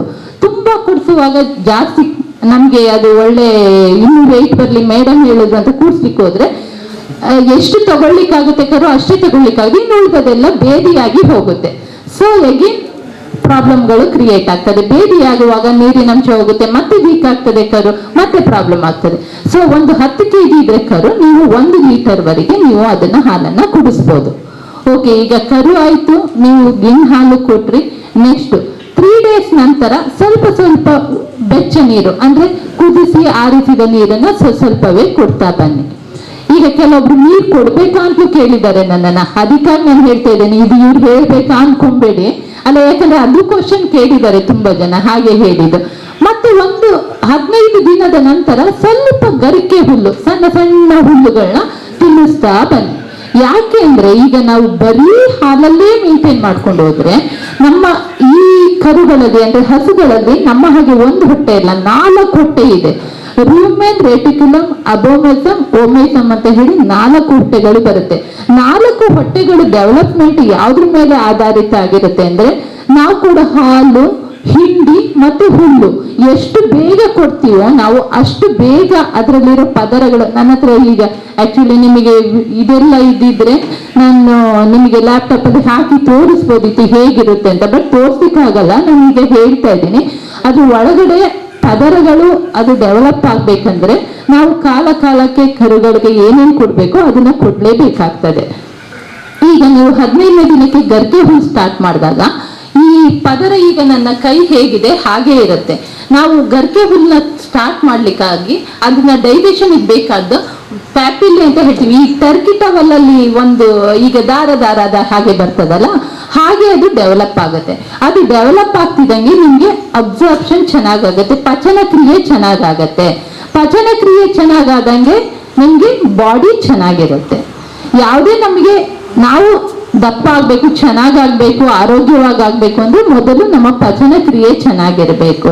ಸೊ 15 ದಿನಕ್ಕೆ ನೀವು ಸ್ವಲ್ಪ ಗರ್ಗೆ ಹುಲ್ಲನ್ನ ಸ್ಟಾರ್ಟ್ ಮಾಡ್ಬೇಕಾಗ್ತದೆ. ಅದೇ ತರ 3 ವಾರದ ನಂತರ ಸ್ವಲ್ಪ ಹಿಂಡಿ ಕೂಡ ಸ್ಟಾರ್ಟ್ ಮಾಡ್ಬೇಕು. ಹೀಗೆ ಹಂತವಾಗಿ ಹಿಂಡಿ ಮೊದಲನೇ ದಿನ ಒಂದು 100 ಗ್ರಾಮ್ ಕೊಡ್ತೀರಾ, ಮತ್ತೆ 2ನೇ ದಿನ 200 ಗ್ರಾಮ್, 3ನೇ ದಿನ 300 ಗ್ರಾಮ್. ಹಾಗೆ ಅದು ಕರು ಬೆಳೆದಂಗೆಲ್ಲ ನೀವು ಎಲ್ಲಾನು ಸಮ ಪ್ರಮಾಣದಲ್ಲಿ ಕೊಡ್ತಾ ಬಂದ್ರೆ ಕರು ಕೂಡ ಬೇಗ ಡೆವಲಪ್ ಆಗುತ್ತೆ. ಕರುವಿಗೆ ಯಾವುದೇ ಕಾಯಿಲೆಗಳು ಬರೋದಿಲ್ಲ, ಮತ್ತೆ ನಿಮಗೆ ತೊಂದರೆ ಕೂಡ ಆಗೋದಿಲ್ಲ. ಕರು ಆರೋಗ್ಯವಾಗಿ ದೊಡ್ಡದಾಗಿ ನಿಮ್ಗೆ ಹಾಲು ಕೊಡೋ ಹಸು ಆಗ್ತದೆ. ಇದರಲ್ಲಿ ಇನ್ನೊಂದು ಏನಂದ್ರೆ ನಿಮಗೆ ಕರು ಇಷ್ಟು ಬೆಳವಣಿಗೆ ಆಯ್ತು. ಇದರಲ್ಲಿ ಈಗ ಹೆಚ್ಚಿನರಲ್ಲಿ ಊರ ಹಸುಗಳೆಲ್ಲ ಅಷ್ಟೇ ಇರಲ್ಲ, ಈಗ ಹೆಚ್ಚಿನವರು ಮಿಶ್ರತಳಿ ಕರುಗಳನ್ನ ಸಾಕೋದ್ರಿಂದ ಅದರಲ್ಲಿ ಹುಳದ ಬಾಧೆ ಜಾಸ್ತಿ ಇರ್ತದೆ. ಹುಳದ ಮೆಡಿಸಿನ್ ಇಷ್ಟು ಬೇಗ ಕೊಡ್ಬೇಕಾ ಅಂತ ನೆಗ್ಲೆಕ್ಟ್ ಮಾಡಬೇಡಿ ದಯವಿಟ್ಟು. ಹುಳದ ಮದ್ದಿನ 1 ವಾರದೊಳಗೆ ನೀವು ಸ್ಟಾರ್ಟ್ ಮಾಡ್ಬೋದು. ನೀವು ಎಲ್ಲೇ ಹತ್ತಿರದ ಪಶು ಆಸ್ಪತ್ರೆಗೆ ಹೋದ್ರೆ ನಿಮ್ಗೆ ಉಚಿತವಾಗಿ ಎಲ್ಲಾ ರೀತಿಯ ಹುಳದ ಮಾತ್ರೆಗಳು ಸಿಗ್ತದೆ. ಹೆಚ್ಚು ಹುಳ ಹೊಟ್ಟೆಯಲ್ಲಿ ಇದ್ದಷ್ಟು ನಿಮಗೆ ಏನಾಗುತ್ತೆ, ಏನೇ ನೀವು ತಿನ್ಸಿದ್ರು ಅದೆಲ್ಲ ಹುಳ ತಿಂದಿಕ್ಕೆ ಆಹಾರ ಕೊಡ್ತಿರೋ ಹೊರತು ಕರುವಿಗೆ ಆಗೋದಿಲ್ಲ. ಸೊ ನೀವು 1 ವಾರ ಕರು ಹುಟ್ಟಿದ 1 ವಾರದೊಳಗೆ ಹುಳದ ಮದ್ದನ್ನ ಕೊಡ್ಲಿಕ್ಕೆ ಸ್ಟಾರ್ಟ್ ಮಾಡಿ 15 ದಿನಕ್ಕೊಮ್ಮೆ ಅದನ್ನ ರಿಪೀಟ್ ಮಾಡ್ತಾ ಬನ್ನಿ. 6 ತಿಂಗಳವರೆಗೆ ನೀವು ಹಾಗೆ ಮ್ಯಾನೇಜ್ ಮಾಡ್ಕೊಂಡ್ ಬಂದು 6 ತಿಂಗಳ ನಂತರ 3 ರಿಂದ 4 ತಿಂಗಳಿಗೆ ಒಮ್ಮೆ ಕೊಟ್ರೆ ಸಾಕಾಗ್ತದೆ. ಇದು ಹುಳದ ಮದ್ದು ಕೊಡೋ ರೀತಿ. ಇಷ್ಟು ನೀವು ನಿರ್ವಹಣೆ ಮಾಡಿದ್ರು ಕೂಡ ಕರುಗಳಲ್ಲಿ ತುಂಬಾ ಮೇನ್ ಪ್ರಾಬ್ಲಮ್ ಅಂದ್ರೆ ನಿಮೋನಿಯಾ ಅಂತ ಹೇಳ್ತೇವೆ. ತುಂಬಾ ಜ್ವರ ಇರ್ತದೆ, ಲಂಗ್ ಇನ್ಫೆಕ್ಷನ್ ಆಗುತ್ತೆ. ಈಗ ಎಕ್ಸ್ಪ್ಲೇನ್ ಮಾಡ್ಲಿಕ್ಕೆ ಈಸಿ, ಯಾಕಂದ್ರೆ ಕರೋನಾ ಬಂದಿದೆ ಎಲ್ಲ ನಿಮಗೆ ಗೊತ್ತಾಗ್ತದೆ. ಕರೋನಾದಲ್ಲಿ ಏನಾಗ್ತಾ ಇದೆ, ಲಂಗ್ ಇನ್ಫೆಕ್ಷನ್ ಆಗ್ಬಿಡುತ್ತೆ. ಅದ್ರ ಮನುಷ್ಯ ನೋಡ್ಲಿಕ್ಕೆ ಚೆನ್ನಾಗೇ ಇರ್ತಾರೆ, ಆದ್ರೆ ಸಡನ್ ಡೆತ್ ಆದ್ರು. ಅವರು ಆಸ್ಪತ್ರೆ ಕರ್ಕೊಂಡೋದ್ವಿ, ಆಕ್ಸಿಜನ್ ಕಡಿಮೆ ಆಯ್ತು, ಡೆತ್ ಆಯ್ತು. ಅಂದ್ರೆ ಏನು, ಲಂಗ್ಸ್ ಇದೆಯಲ್ಲ, ಲಂಗ್ಸಿಗೆ ಆ ಬ್ಯಾಕ್ಟೀರಿಯಾ ಎಂಟ್ರಿ ಆದಾಗ ಲಂಗ್ಸ್ ಒಂದೊಂದೇ ಪಾರ್ಟ್ ಹೋಗ್ತಾ ಬರ್ತದೆ. ಲಂಗ್ಸ್ ಇಲ್ಲ, ನಮ್ಗೆ ನಾವು ಆಕ್ಸಿಜನ್ ನಾವು ಉಸಿರಾಡ್ತೀವಿ, ಅದರಲ್ಲಿ ಆಕ್ಸಿಜನ್ ಇರುತ್ತೆ. ಅದನ್ನ ನಮ್ಮ ಬಾಡಿಗೆ ಕೊಟ್ಟು ಅಲ್ಲಿಂದ ನಮಗೆ ಕಾರ್ಬನ್ ಡೈಆಕ್ಸೈಡ್ ನಾವು ಹೊರಗಡೆ ಹಾಕ್ಬೇಕಂದ್ರೆ ಲಂಗ್ಸ್ ಅಲ್ಲಿ ಅದು ಕೆಲಸ ಆಗ್ತದೆ. ಅದೇ ನಮಗೆ ಸರಿ ಇಲ್ಲ ಅನ್ನುವಾಗ ಮನುಷ್ಯನು ಬದುಕೋದು ಕಷ್ಟ. ಇದೇ ತರ ಸಮಸ್ಯೆ ಕರುಗಳಲ್ಲೂ ಆಗ್ತದೆ. ನಿಮೋನಿಯಾ ಅಂತ ಹೇಳ್ತೇವೆ, ಕರುಗಳಲ್ಲಿ ಮೇನ್ ಪ್ರಾಬ್ಲಮ್ ಆಗುವಂಥದ್ದು. ಅದರಲ್ಲಿ ನಿಮಗೆ ಹೈ ಪ್ರಾಬ್ಲಮ್ ಇರುತ್ತೆ. ಇಷ್ಟು ಮಾತ್ರ ಹೇಳ್ತೀರಾ, ಮೇಡಮ್ ಕರು ಸೇಂಗ್ತಾ ಇದೆ, ತುಂಬಾ ಸೇಂಗ್ತಾ ಇದೆ. ಆಗ ನಾವು ಬಾಯಲ್ಲಿಟ್ಟು ಬೆರಳು ನೋಡಿ ಜ್ವರ ಉಂಟಾ ಹಾಗೆ ಹೇಳುವಾಗ ಸ್ವಲ್ಪ ಬೇಗ ನೀವು ಅದನ್ನ ನೋಡ್ಕೊಂಡ್ರೆ ನಿಮಗೆ ಬೇಗ ಮೆಡಿಸಿನ್ ಕೊಟ್ರೆ ಬೇಗ ಗುಣ ಆಗ್ತದೆ.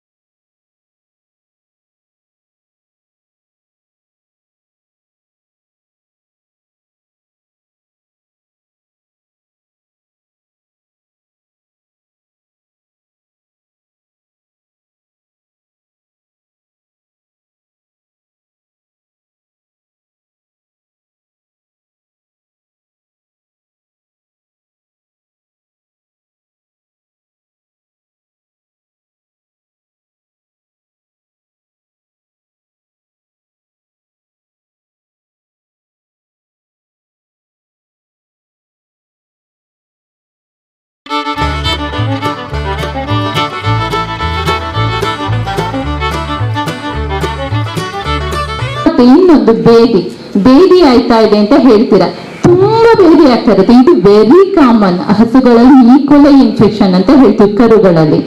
ಅದು ಎಸ್ಪೆಷಲಿ ನಮ್ಮ ಹಟ್ಟಿಯಲ್ಲಿ ಇರುವಂತ ಬ್ಯಾಕ್ಟೀರಿಯಾಗಳಿಂದ ಬರುವಂತದ್ದು.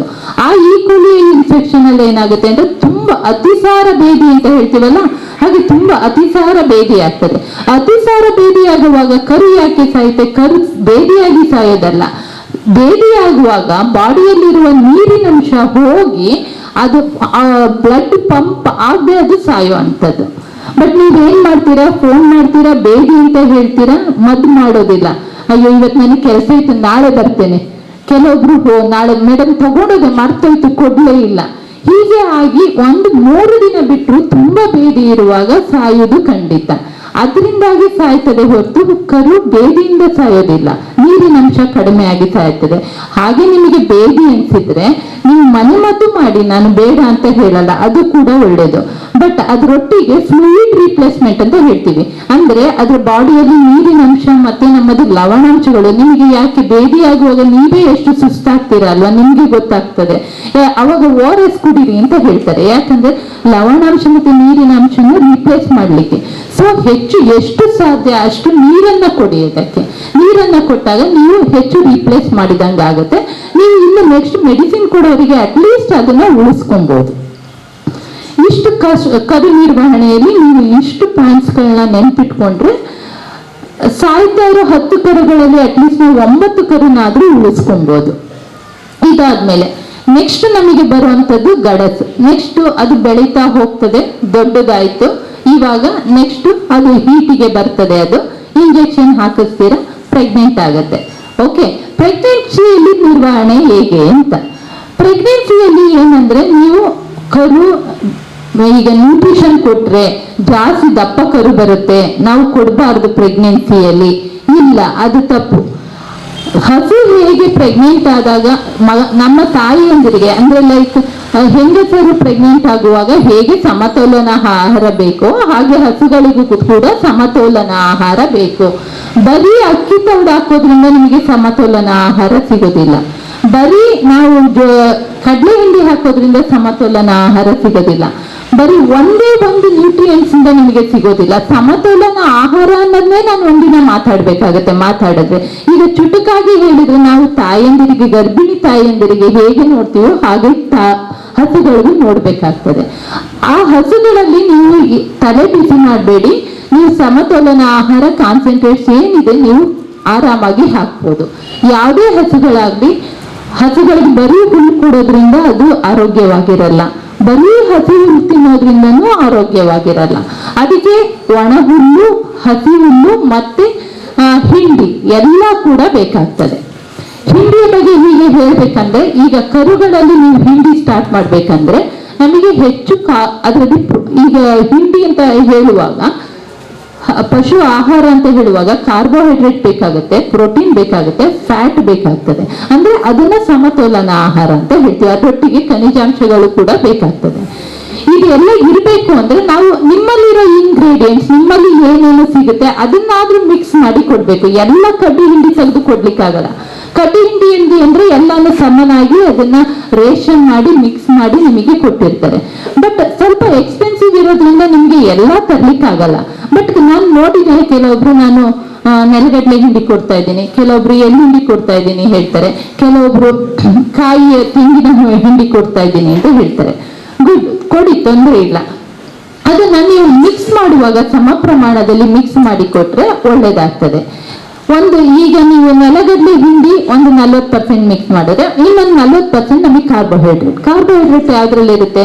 ಮೆಕ್ಕೆಜೋಳ, ಜೋಳ, ರಾಗಿ, ಅಕ್ಕಿ, ಇದನ್ನೆಲ್ಲನೂ 40%. ಅಂದ್ರೆ ನಿಮ್ಗೆ ಪರ್ಸೆಂಟೇಜ್ ಹೇಳೋದ್ ಕಷ್ಟ. ಆದ್ರೆ 1 kgಗೆ ನಾನು ಮಾಡುವಾಗ 400 ಗ್ರಾಮ್ ಅದು 400 ಗ್ರಾಮ್ ಮೆಕ್ಕೆಜೋಳ, 400 ಗ್ರಾಮ್ ಎಳ್ಳು ಹಿಂಡಿ ಅಥವಾ ನೆಲಗಡ್ಲೆ ಹಿಂಡಿ ಅಥವಾ ತೆಂಗಿನ ಹಿಂಡಿ, ನಿಮಗೆ ಯಾವ್ದು ಚೀಪರ್ ಆಗಿ. ಒಂದೇ ಪ್ರಾಬ್ಲಮ್ ಅಂದ್ರೆ ನೆಲಗಡ್ಡೆ ಹಿಂಡಿ ತುಂಬಾ ಕಾಸ್ಟ್ಲಿ ಆಗ್ತದೆ.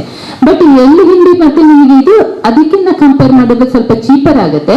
ಬಟ್ ತೆಂಗಿನ ಹಿಂಡಿಯಲ್ಲಿ ನಿಮಗೆ ಫಂಗಸ್ ಡೆವಲಪ್ಮೆಂಟ್ ಜಾಸ್ತಿ ಇರುತ್ತೆ. ನನಗೆ ಗೊತ್ತಿಲ್ಲ ನಿಮ್ಮ ಭಾಷೆಯಲ್ಲಿ ಏನ್ ಹೇಳ್ತೀರಾ ಅಂತ, ಅದು ಬೂಸ್ಟ್ ಬರೋದು ಅಂತ ಹೇಳ್ತಾರೆ ತೇವಾಂಶ ಇರುವಾಗ. ಅದು ಡೆವಲಪ್ ಆದಾಗ ಅದು ಎಗೇನ್ ಸೈಡ್ ಎಫೆಕ್ಟ್ಸ್ ನ ಕೊಡುತ್ತೆ. ಅದನ್ನ ನೀವು ಸರಿಯಾಗಿ ಖಾತ್ರಿ ಮಾಡಿಕೊಂಡು ಬೂಸ್ಟ್ ಇಲ್ಲ, ಅದರಲ್ಲಿ ಫಂಗಸ್ ಇಲ್ಲ ಅಂತ ಹೇಳುವಾಗ ಕೊಡೋದು ಒಳ್ಳೇದು. ಯಾಕಂದ್ರೆ ಎಗೇನ್ ಬೂಸ್ಟ್ ಕೊಡ್ತೀರಾ ಮತ್ತೆ ಅದರಲ್ಲೂ ಪ್ರಾಬ್ಲಮ್ ಸ್ಟಾರ್ಟ್ ಆಗುತ್ತೆ, ಮತ್ತೆ ಡಯೇರಿಯಾ ಆಗುತ್ತೆ, ಮತ್ತೆ ಸೇಮ್ ಪ್ರಾಬ್ಲಮ್ ಕ್ರಿಯೇಟ್ ಆಗುತ್ತೆ. ಹಾಗಾಗಿ ಅದು 3ರಲ್ಲಿ ಒಂದು 400 ಗ್ರಾಮು, ಅದರೊಟ್ಟಿಗೆ ಸ್ವಲ್ಪ 20 ಗ್ರಾಮು 200 ಗ್ರಾಮು ಅಕ್ಕಿ ತೌಡು, ಅದರೊಟ್ಟಿಗೆ ಸ್ವಲ್ಪ ಮಿನರಲ್ ಮಿಕ್ಸ್ಚರು 20 ಗ್ರಾಮ್, ಒಂದು 2 ಗ್ರಾಮ್ ಅಷ್ಟು ಸಾಲ್ಟ್, ಇಷ್ಟನ್ನು ಸೇರಿಸಿ 1 kg ಮಾಡಿ ನೀವು ಕೊಡುವಾಗ ಅದರಲ್ಲಿ ನಿಮಗೆ ಕಂಪ್ಲೀಟ್ ಸಮತೋಲನ ಆಹಾರ ಸಿಗ್ತದೆ. ಇದೇ ತರ ನೀವು ಕರುಗಳಿಗೆ ನಾನು ಕೊಡಿ ಅಂತ ಹೇಳಿದೆ 3 ವಾರಕ್ಕೆ. ಕರುಗಳಿಗೆ ಕೊಡುವಾಗ ಮೆಕ್ಕೆಜೋಳ ಮತ್ತೆ ನೆಲಗಡಲೆ ಹಿಂಡಿ ಸಮ ಪ್ರಮಾಣದಲ್ಲಿ ಮಿಕ್ಸ್ ಮಾಡಿ ಕೊಡಿ, ಸಾಕಾಗ್ತದೆ. ಅದರಲ್ಲಿ ನಿಮಗೆ ಕರುದು ಕೂಡ ಬೆಳವಣಿಗೆ ಜಾಸ್ತಿ ಬರ್ತದೆ. ಮತ್ತೆ ಪ್ರೆಗ್ನೆನ್ಸಿಯಲ್ಲಿ ನೀವು ಇಂಜೆಕ್ಷನ್ ಕೊಟ್ಟ ತಕ್ಷಣ ಹುಳದ ಮದ್ದು ಹಾಕಿಬೇಡಿ ಹಸುಗಳಿಗೆ. ಯಾಕಂದ್ರೆ ಹುಳದ ಮದ್ದು ಪ್ರೆಗ್ನೆನ್ಸಿಯಲ್ಲಿ ಹೆಚ್ಚಿನ ಹುಳದ ಮದ್ದುಗಳು ಪ್ರೆಗ್ನೆನ್ಸಿಯಲ್ಲಿ ಕೊಡ್ಲಿಕ್ಕೆ ಇರೋದಿಲ್ಲ. ಹೆಚ್ಚಿನವು ಅಬಾರ್ಷನ್ ಕಾಜು ಮಾಡುತ್ತೆ. ಸೊ ಪ್ರೆಗ್ನೆಂಟ್ ಇರುವಾಗ ಕರೆಕ್ಟ್ ಆಗಿ ಡಾಕ್ಟರ್ನ ಕೇಳದೆ ಯಾವುದೇ ಹುಳದ ಮದ್ದು ಕೊಡ್ಲಿಕ್ಕೆ ಹೋಗ್ಬೇಡಿ. ಹಾಗೆ ಕೊಡ್ಬೇಕು ಅಂದ್ರೆ ನೀವು ಇಂಜೆಕ್ಷನ್ ಕೊಡಿಸ್ತೀರಲ್ಲ ಅವತ್ತಿನ ದಿನನೇ ನೀವು ಹುಳದ ಮದ್ದು ಹಾಕಿಬೇಡಿ. ಹಾಗೆ ಹಾಕುವಾಗ ಏನಾಗ್ತದೆ ಅಂದ್ರೆ ಹಸುವಿನಲ್ಲಿರೋ ಕೆಲವೊಂದು ಹುಳಗಳು ಅಂದ್ರೆ ಹೊಟ್ಟೆ ಹುಳಗಳು ಕರುಗೂ ಟ್ರಾನ್ಸ್ಫರ್ ಆಗೋ ಚಾನ್ಸಸ್ ಹೆಚ್ಚಿರುತ್ತೆ. ನೀವು ಹಾಗೆ ಕೊಡುವಾಗ ಹಸುವಿನಲ್ಲೇ ಇಲ್ಲ ಅಂತ ಹೇಳಿದ್ರೆ ಕರುವಿಗೂ ಅದು ಟ್ರಾನ್ಸ್ಫರ್ ಆಗೋದನ್ನ ನೀವು ತಡಿಬಹುದು. ಹಾಗಾಗಿ ಸ್ಟಾರ್ಟಿಂಗ್ ಅಲ್ಲೇ ನೀವು ಕೊಡಿ. ಮತ್ತೆ ಹಿಂಡಿ ಕೂಡ ಅದಕ್ಕೆ ಬಾಡಿ ಮೇಂಟೆನೆನ್ಸ್ಗೆ ಎಷ್ಟು ಬೇಕೋ ಅಷ್ಟನ್ನು ಪ್ರೆಗ್ನೆನ್ಸಿಯಲ್ಲಿ ಕೊಡ್ತಾ ಬನ್ನಿ. ಬಟ್ ನಿಮಗೆ ಕರು ಹಾಕೋದು ಇನ್ನೊಂದು ವಾರ ಇರುವಾಗ ಸ್ವಲ್ಪ ಹಿಂಡಿ ಪ್ರಮಾಣನ ಕಡಿಮೆ ಮಾಡಬೇಕಾಗ್ತದೆ.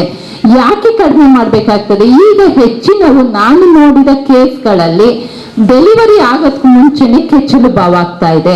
ಯಾಕಂದ್ರೆ ಇನ್ನೇನು ಡೆಲಿವರಿ ಟೈಮಲ್ಲಿ ಹಾಲಿನ ಪ್ರೊಡಕ್ಷನ್ ಜಾಸ್ತಿ ಆಗ್ತದೆ. ಹೆಚ್ಚು ಹಾಲು ಪ್ರೊಡಕ್ಷನ್ ಆಗೋದೇನಾಗುತ್ತೆ, ಕೆಚ್ಚಲಿನ ಹತ್ರ ಬಂದು ತುಂಬಿಕೊಳ್ಳುತ್ತೆ.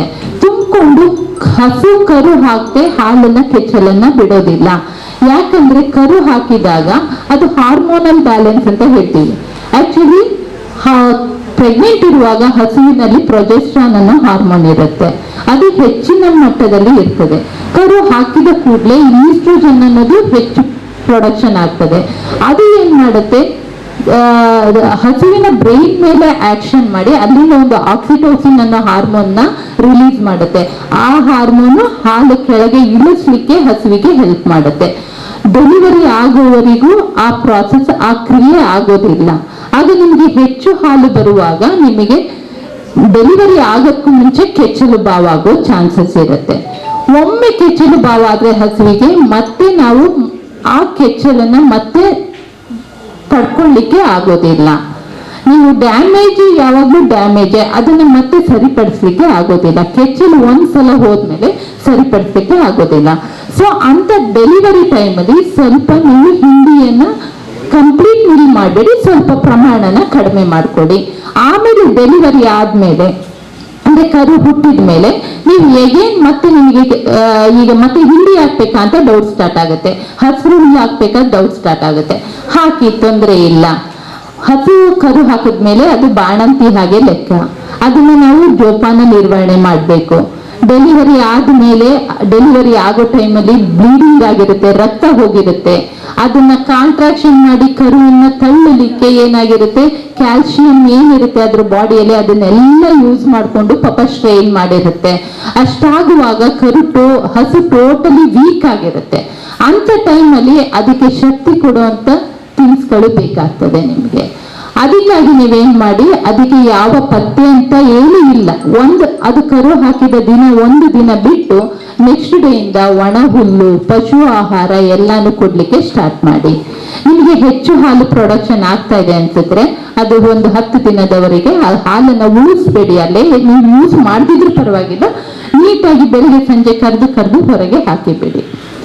ಮತ್ತೆ ಇನ್ನೊಂದು, ಹಸಿರು ಹುಲ್ಲು ಹಾಕುವಾಗ ಹಸಿರು ಹುಲ್ಲಲ್ಲಿ 90% ನೀರಿನಂಶ ಇರೋದ್ರಿಂದ ನಿಮಗೆ ತೇವಾಂಶದಲ್ಲಿ ಅದು ವೀಕ್ನೆಸ್ ಇರೋದ್ರಿಂದ ಶೀತ ಆಗುವ ಚಾನ್ಸಸ್ ಜಾಸ್ತಿ ಇರುತ್ತೆ. ಅದಕ್ಕಾಗಿ ಇವತ್ತು ಹಸಿರು ಹುಲ್ಲು ಕಟ್ ಮಾಡಿದ್ರಿ ಅಂದ್ರೆ 3 ದಿನ ಬಿಸಿಲಲ್ಲಿ ಒಣಗಾಕಿ, ನೀರಿನಂಶ ಹೋಗ್ತದೆ. 3 ದಿನದ ನಂತರ ಹಸಿರು ಹುಲ್ಲನ್ನ ಮತ್ತೆ ಒಣ ಹುಲ್ಲಿನೊಟ್ಟಿಗೆ ಮಿಕ್ಸ್ ಮಾಡಿ ಕೊಡಿ. ಹಸಿರು ಹುಲ್ಲು ನಿಲ್ಲಿಸಬೇಡಿ ದಯವಿಟ್ಟು, ಏನೂ ಆಗೋದಿಲ್ಲ. ನಾನು ನಿಮಗೆ ಗ್ಯಾರಂಟಿ ಕೊಡ್ತೀನಿ. ಹಸುಗಳಲ್ಲಿ ಅದೇ ಪ್ರಾಬ್ಲಮ್ ಏನಂದ್ರೆ ನೀರಿನ ಅಂಶ. ಈಗ ಬಾಣಂತಿಯರಿಗೆ ತಣ್ಣೀರು ಕೊಡೋದಿಲ್ಲ. ಯಾಕೆ? ತಣ್ಣೀರು ಕುಡಿದ್ರೆ ಏನೂ ಆಗೋದಿಲ್ಲ. ತಣ್ಣೀರು ಕುಡಿದು ಶೀತ ಆಗುವಾಗ ಆ ಶೀತ ಮಗುಗೆ ಆಗ್ತದೆ ಅಂತ ಹೇಳಿ ಅವಾಯ್ಡ್ ಮಾಡ್ತಾರೆ ಅಷ್ಟೇ. ಅದೇ ತರ ಹಸುಗಳಲ್ಲೂ ಕೂಡ ನೀರಿನ ಅಂಶನ ತೆಗೆದು ಒಂದು 3 ದಿನ ಬಿಸಿಲಲ್ಲಿ ಹಾಕಿ ಒಣ ಹುಲ್ಲು, ಹಸಿರು ಹುಲ್ಲು ಮತ್ತೆ ಹಿಂಡಿ ಮಿಶ್ರಣ ಎಲ್ಲಾನು ನೀವು ಹಾಕ್ತಾ ಬನ್ನಿ. ನೀವು ಹಾಲು ಕರಿಯೆಲ್ಲ ಕಡಿಮೆ ಆಗುತ್ತೆ, ಆದ್ರೂ ಪರವಾಗಿಲ್ಲ. ಹಾಲು ತೆಗೆದು ಹಾಕಿ ಮತ್ತೆ 10 ದಿನದ ನಂತರ ಆ ಹಾಲು ಮೇಂಟೈನ್ ಆಗ್ತಾ ಬರ್ತದೆ. ಓಕೆ. ಮತ್ತೆ ಇನ್ನೊಂದು, ಈ ಟೈಮಲ್ಲಿ ಹೆಚ್ಚಿನವರು ಫೋನ್ ಮಾಡೋದು ಹಸು ಸ್ಟ್ರಗಲ್ ಮಾಡ್ತಾ ಇದೆ, ಕರು ಹಾಕ್ಲಿಕ್ಕೆ ಆಗ್ತಾ ಇಲ್ಲ, ಕಷ್ಟ ಪಡ್ತಾ ಇದೆ, ಸ್ವಲ್ಪ ಬಂದಿದೆ ಮುಖ ಮಾತ್ರ, ಅದು ನಿಲ್ತಾ ಇದೆ, ಕೂರ್ತಾ ಇದೆ, ಏಳ್ತಾ ಇದೆ. ಆ ಟೈಮಲ್ಲಿ ನೀವೇನ್ ಮಾಡ್ಬೇಕು? ಪ್ಯಾನಿಕ್ ಆಗ್ಬೇಡಿ, ಅಂದ್ರೆ ಹೆದರ್ಕೊಂಬೇಡಿ. ಅದು ಹಸು ಎಲ್ಲೋ ದೂರದಲ್ಲಿ ಕಟ್ಟಿ ಹೋಗಿ ಅಯ್ಯೋ ಹಾಕ್ಲಿಲ್ಲ ಕಿರ್ಚಾಡ್ಬೇಡಿ. ಆಗೇನಾಗುತ್ತೆ, ಅದಕ್ಕೆ ಮೆಂಟಲಿ ಡಿಸ್ಟರ್ಬ್ ಆಗುತ್ತೆ ತಾಯಿಗೆ, ಮತ್ತೆ ಅವಳಿಗೆ ಸ್ಟ್ರೈನ್ ಮಾಡ್ಲಿಕ್ಕೂ ಸಾಕಾಗಿರುತ್ತೆ, ಎನರ್ಜಿ ಇರೋದಿಲ್ಲ. ಆ ಟೈಮಲ್ಲಿ ಯಾವುದೇ ಡಾಕ್ಟರ್ ಬಂದು ಗ್ಲೂಕೋಸ್ ಹಾಕ್ಲಿಕ್ಕೆ ಆಗೋದಿಲ್ಲ.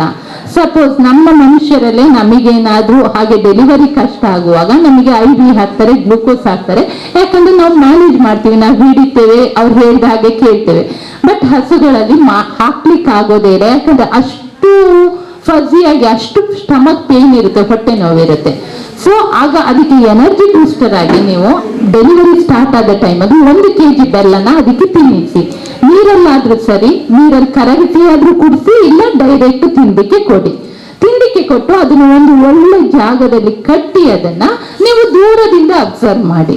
ಅದಕ್ಕೆ ಒಂದು ಹುಲ್ಲ ಹಾಸೆಲ್ಲ ಹಾಕಿ ಕರು ಬಿದ್ದಾಗ ಸಮಸ್ಯೆ ಆಗ್ಬಾರ್ದು ಅಂತ ದೂರದಿಂದ ಅಬ್ಸರ್ವ್ ಮಾಡಿ. ಅದು ತಾಯಿ ತಾನಾಗಿ ಡೆಲಿವರಿ ಆಗ್ಲಿಕ್ಕೆ ಬಿಡಿ. ಇಲ್ಲಾಂದ್ರೆ ನೀವೇನ್ ಮಾಡ್ಬಿಡ್ತೀರಾ, ಪ್ಯಾನಿಕ್ ಆಗ್ಬಿಡ್ತೀರಾ, ಅಲ್ಲಿ ತುಂಬಾ ಗಲಾಟೆ ಮಾಡಿರ್ತೀರಾ, ಅದು ಕೂಡ ಹಾರ್ಮೋನಲ್ ವೇರಿಯೇಷನ್ ಆಗ್ಬಿಡುತ್ತೆ. ಅದು ಕೂಡ ಹೆದರಿದಾಗ, ನಮಗಾಗಿ ಹಸುಗಳಲ್ಲಾಗಿ ಹೆದರಿದಾಗ ನಮ್ಗೆ ಅಡ್ರಿನಾಲಿನ್ ಹಾರ್ಮೋನ್ ರಿಲೀಸ್ ಆಗುತ್ತೆ. ಆಗ ಈಗ ನಾವು ಅಷ್ಟೇ ಯಾವುದೇ ಕೆಲಸವನ್ನು ನಾವು ಎಷ್ಟು ಸಂಯಮದಿಂದ ಮಾಡ್ತೀವಿ ಅಷ್ಟು ಹೆಲ್ಪ್ ಆಗ್ತದೆ, ಅಷ್ಟು ಚೆನ್ನಾಗಾಗ್ತದೆ. ಅದೇ ಗಾಬರಿಯಿಂದ ಮಾಡಿ ಅದು ಯಾವುದೇ ಕೆಲಸ ಕಂಪ್ಲೀಟು ಆಗಲ್ಲ, ಸರಿನೂ ಹೋಗಲ್ಲ. ಅದೇ ತರ ತಾಯಿ ಕೂಡ ಗಾಬರಿ ಆಗುವಾಗ ಅಡ್ರಿನಾಲಿನ್ ಹಾರ್ಮೋನ್ ರಿಲೀಸ್ ಆಗಿ ಅದು ಪುಷ್ ಮಾಡ್ಲಿಕ್ಕೆ ಕಷ್ಟ ಆಗ್ತದೆ. ನೀವು ಅಲ್ಲೆಲ್ಲೋ ಒಂದ್ ಕಡೆ ದೂರ ಕಟ್ಟಿ ಬೆಲ್ಲ ಕೊಟ್ಟು ಬಂದು ದೂರದಿಂದ ನೋಡ್ತಾ ಇರಿ, ಅವಳು ಏನ್ ಮಾಡ್ತಿದ್ದಾಳೆ, ಕರು ಆಗ್ತಿದೆನಾ, ನೀಟಾಗಿ ಆಗ್ತಿದೆನಾ, ಫಸ್ಟ್ ತಲೆ ಬರ್ತಿದೆನಾ, ಕಾಲು ಬರ್ತಿದೆನಾ ನೋಡಿ. ತಲೆ ಕಾಲು ಬಂದಿದೆ. ಮತ್ತೆ ನೀವು ನೀರಿನ, ಅದು ಒಂದು ಕರು ಹಾಕುವಾಗ ಒಂದು ನೀರಿನ ಬ್ಯಾಗ್ ಬರ್ತದೆ, ಬಲೂನ್ ಟೈಪ್, ಅದು ಒಡೆಯುತ್ತೆ. ಅದು ರಿಯಲ್ ಆಗಿ ಒಡೆಯೋದು ಯಾಕೆ ಅಂದ್ರೆ, ನೀರಿನ ಬ್ಯಾಗ್ ಹೊಡೆದಾಗ ಅದು ಕರು ಒಳಗಡೆ ಬರ್ಲಿಕ್ಕೆ ಆ ಇಂಟೆಸ್ಟೈನ್ ಟ್ರ್ಯಾಕ್ಟ್ ಅಂತ ಹೇಳ್ತೀವಿ, ಅಂದ್ರೆ ಅದ್ರೊಳಗಡೆಯಿಂದ ಬರ್ಬೇಕು. ಅದು ಈಸಿಯಾಗಿ ಬರ್ಲಿಕ್ಕೆ ಅಂತ ಕರು ತಾನ ಅದು ಹಸುನಲ್ಲಿ ಆ ನೀರಿನ ಹೊಡೆದು ಹೊರಗಡೆ ಬರುತ್ತೆ. ಆಗ ಪೈಪಿನಲ್ಲಿ ಈಗ ಎಣ್ಣೆ ಸಾವಿದಾಗ ಹೇಗೆ ನೀಟಾಗಿ ಬರ್ತದೆ ಏನಾದ್ರೂ ಥಿಂಗ್ಸ್, ಹಾಗೆ ಇದು ಕರು ನೀಟಾಗಿ ಬರ್ಲಿ ಅಂತ ಹೇಳಿ ಅದು ಒಡೆಯುವಂಥದ್ದು. ಆ ಒಡೆದದ್ನ ನೋಡ್ಕೊಡಿ. ಆ ಒಡೆದ ಅರ್ಧ ಗಂಟೆಯೊಳಗೆ ನಿಮಗೆ ಡೆಲಿವರಿ ಆಗ್ಬೇಕು. ಅದು ಹೇಗೆ ಹ್ಯೂಜ್, ತುಂಬಾ ನೀರು, ಸ್ವಲ್ಪ ನೀರು ಪ್ರಾಬ್ಲಮ್ ಇಲ್ಲ, ಅದು ಡೆಲಿವರಿ ಟೈಮಲ್ಲಿ ಹೋಗ್ತಾ ಇರುತ್ತೆ. ತುಂಬಾ ನೀರು ಒಡೆದು ಒಂದು ಬಂತು, ಒಂದು ಅರ್ಧ ಬಕೆಟ್ ನೀರು ಒಡೆದು ಬಂತು ಅಂತ ಹೇಳಿದ್ರೆ ನಿಮ್ಗೆ ಅದ್ರ ಅರ್ಧ ಗಂಟೆ ಒಳಗಡೆ ಡೆಲಿವರಿ ಆಗ್ಬೇಕು. ಆಗ್ಲಿಲ್ಲ ಅಂದಾಗ ನಿಮಗೆ ಅಲ್ಲಿ ಸಮಸ್ಯೆ ಇದೆ ಅಂತ ಅರ್ಥ. ಅಲ್ಲಿವರೆಗೂ ನೀವು ಪ್ಯಾನಿಕ್ ಆಗೋದು ಬೇಡ. ನಾನ್ ನೋಡಿದ ಹೆಚ್ಚಿನ ಡೆಲಿವರಿಗಳು ನಾರ್ಮಲ್ ಆಗೇ ಆಗ್ತದೆ ಹಸುಗಳಲ್ಲಿ. ಮತ್ತೆ ನೀವು ಈಗ ಊರದನ, ಇದು ಡೆಲಿವರಿ ಕಷ್ಟ ಆಗದೆ ಎಲ್ಲೆಲ್ಲಿ ಒಂದು ಊರು ದನ ಇರುತ್ತೆ ನಿಮ್ಮ ಹತ್ರ, ಅದನ್ನ ನೀವು ಜರ್ಸಿ ಮಾಡ್ಬೇಕು ಅಂತ ಆಸೆ ಆಗ್ತದೆ. ಹಾಗೆ ಏನ್ ಮಾಡ್ತೀರಾ, ಊರದನ ಸಣ್ಣದು ಜರ್ಸಿದು ಇಂಜೆಕ್ಷನ್ ಹಾಕಿಸ್ತೀರಾ, ಇಲ್ಲ HFT ಇಂಜೆಕ್ಷನ್ ಹಾಕ್ತಾರೆ.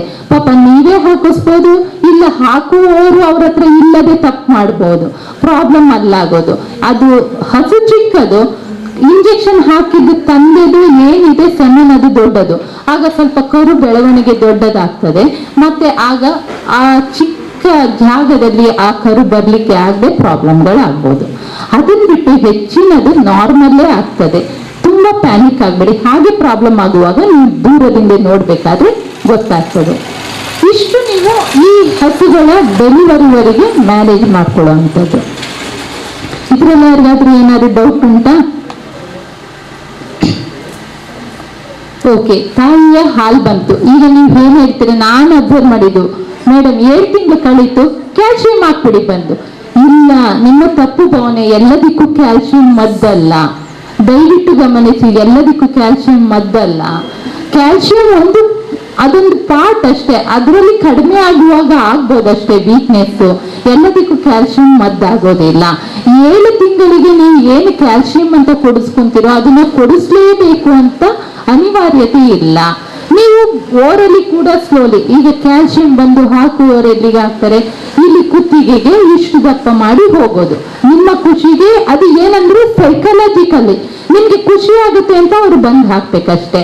ಅದು ಸ್ಲೋಲಿ ಅಬ್ಸರ್ವ್ ಆಗುತ್ತೆ, ಅದು ಹೆಚ್ಚು ದಿನ ನಿಮಗೆ ಉಳಿಯಲ್ಲ. ರಿಯಲ್ ನೀಡ್ ಇದ್ದಾಗ ಮಾತ್ರ. ಮತ್ತೆ ಕ್ಯಾಲ್ಸಿಯಂ ಕೂಡ ಜಾಸ್ತಿ ಆದ್ರೂ ಅದು ಕೂಡ ನಿಮಗೆ ಪ್ರಾಬ್ಲಮ್ಮೇ.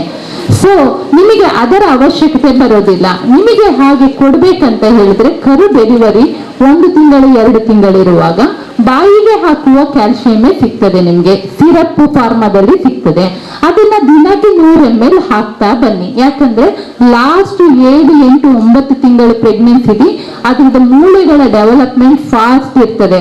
ಆಗ ಕ್ಯಾಲ್ಸಿಯಂನ ಅವಶ್ಯಕತೆ ಇರುತ್ತೆ. ಇಂಜೆಕ್ಷನ್ ನಿಮಗೆ ಹೆಚ್ಚು ದಿನ ಯಾವಾಗ ನಾವು ಇಂಜೆಕ್ಷನ್ ಹಾಕೋದು ಸಡನ್ ಆಗಿ ಕೊಲ್ಯಾಪ್ಸ್ ಆಯ್ತು, ರಿಯಲ್ ಅಲ್ಲಿ ಕ್ಯಾಲ್ಸಿಯಂದೇ ಪ್ರಾಬ್ಲಮ್ ಇತ್ತು, ಹೈಪೋಕ್ಯಾಲ್ಸಿಯಮಿಯಾ, ಮಿಲ್ಕ್ ಫೀವರ್ ಅಂತ ಎಲ್ಲ ಹೇಳ್ತೇವೆ. ಅದು ಪ್ರಾಬ್ಲಮ್ ಬರುವಾಗ ಮಾತ್ರ ನಮಗೆ ಕ್ಯಾಲ್ಸಿಯಂನ ಅವಶ್ಯಕತೆ ಇರ್ತದೆ. ಆಗ ಯಾಕೆ ಅಂದ್ರೆ ಸಡನ್ ಆಗಿ ರಕ್ತ ಏರ್ಲಿ ಅಂತ ಹೇಳಿ ಆಗ ರಕ್ತನಾಳಕ್ಕೆ ಕ್ಯಾಲ್ಸಿಯಂನ ಹಾಕ್ತೇವೆ. 7 ತಿಂಗಳಿಗೆ ನೀವೇನು ಹಾಕಿಸ್ಕೊಂತೀರಾ ಕ್ಯಾಲ್ಸಿಯಂ ತೀರಾ ಅವಶ್ಯಕತೆ ಅಂತ ಏನಿಲ್ಲ. ಅದು ಹಾಕ್ಲಿಲ್ಲ, ಡೆಲಿವರಿ ಟೈಮಲ್ಲಿ ಪ್ರಾಬ್ಲಮ್ ಆಯ್ತು, ಆ ತರ ಥಿಂಕ್ ಮಾಡೋದು ನೆಸೆಸಿಟಿ ಇಲ್ಲ. ನಿಮ್ಮ ಸೈಕಲಾಜಿಕಲಿ ಪ್ರಾಬ್ಲಮ್ಗೆ ಬೇಕಾದ್ರೆ ನೀವು ಹಾಕಿಸ್ಕೊಬಹುದು. ಅದು ಬಿಟ್ಟು 2 ತಿಂಗಳಿರುವಾಗ ಕ್ಯಾಲ್ಸಿಯಂದು ಸಿರಪ್ ಹಾಕ್ತಾ ಬಂದ್ರೆ, ಮತ್ತೆ ಅದಾದ ಡೆಲಿವರಿ ಆದ್ಮೇಲೆ 2 ಮಂತ್ಸ್ ಕ್ಯಾಲ್ಸಿಯಂ ಸಿರಪ್ ಹಾಕ್ತಾ ಬಂದ್ರೆ ನಿಮಗೆ ಸಾಕಾಗ್ತದೆ. ಅದರಲ್ಲಿ ನೀವು ಮೇಂಟೈನ್ ಮಾಡ್ಕೊಬಹುದು. ಅಂದ್ರೆ ಅರ್ಧ ಡಾಕ್ಟರ್ ಇಲ್ಲದೆ ನೀವು ಅವಾಯ್ಡ್ ಮಾಡ್ಬೋದು ಅಂತ ಹೇಳ್ತಾ ಇದ್ದೀನಿ ಅಷ್ಟೇನೆ. ಅರ್ಧ ಅವಶ್ಯಕತೆ ಇಲ್ಲದೆ ನೀವು ಮ್ಯಾನೇಜ್ ಮಾಡ್ಕೊಬಹುದು. ಇಷ್ಟು ಇದು ಹಸುಗಳು. ಮತ್ತೆ ಕರು ಹಾಕಿದ್ಮೇಲೆ ಹಾಲು ಕೊಡುವಾಗ ಕೂಡ ನೀವು ಈಗ ಹಿಂಡಿ ಹಾಕ್ಬೇಕು. ಈಗ ಒಣ ಹುಲ್ಲು ಮತ್ತೆ ನೀವು ಹಸಿರು ಹುಲ್ಲಿಗೆ ಇಷ್ಟಿಷ್ಟೇ ಅಮೌಂಟ್ ಹಾಕ್ಬೇಕಂತ ಏನಿಲ್ಲ. ಅದ್ರ ಮುಂದೆ ನಾವು ಹೇಳೋದು ಆಕ್ಚುಲಿ ಲೆಕ್ಕ ಪ್ರಕಾರ ಹೋದ್ರೆ ನೀವು ಅದ್ರ ಮುಂದೆ ಯಾವಾಗ್ಲೂ ಹುಲ್ಲು ಇರ್ಲೇಬೇಕು ಹಸುವಿನ ಮುಂದೆ. ನೀವು ಹೇಗೂ ಹೆಚ್ಚಿನವರು ಇಲ್ಲಿ ಬಿಟ್ಟೇ ಸಾಕೋದು, ಬೆಳಗ್ಗೆ ಬಿಡ್ತೀರಾ ಮತ್ತೆ ಸಂಜೆ ತಂದು ಕಟ್ಟುವಾಗ ಹುಲ್ಲು ಹಾಕ್ತೀರಾ. ಸೊ ಅದು 24 hours ತಿಂತಾ ಇರುತ್ತೆ, ಹಾಗೆ ಪ್ರಾಬ್ಲಮ್ ಆಗಲ್ಲ. ಯಾರು ಕಟ್ಟಿ ಸಾಕುವವರಿದ್ರೆ ಯಾವಾಗ ಮುಂದೆ ಹಸುವಿನ ಮುಂದೆ ಹುಲ್ಲಿರುವ ಹಾಗೆ ನೋಡ್ಕೊಳ್ಳಿ. ಮತ್ತೆ ನೀರು ಕೂಡ ಎಷ್ಟು ಸಾಧ್ಯ ಅಷ್ಟು ನೀರನ್ನ, ಅದು ಈ ಬೇಸಿಗೆ ಕಾಲದಲ್ಲಿ ನೀರಿನ ಅವಶ್ಯಕತೆ ತುಂಬಾ ಇರುತ್ತೆ. ಹಾಗಾಗಿ ನೀರು ಕೂಡ ಎಷ್ಟು ಕುಡಿಯುತ್ತೆ ಅದು ಅಷ್ಟು ಕುಡಿದ್ರೆ ಒಳ್ಳೇದು. ಮತ್ತೆ ಅದು ಯಾವಾಗ್ಲೂ ಸಿಗೋ ಹಾಗೆ ನೀವು ನೀರನ್ನ ಅದಕ್ಕೆ ಬಿಡಿ.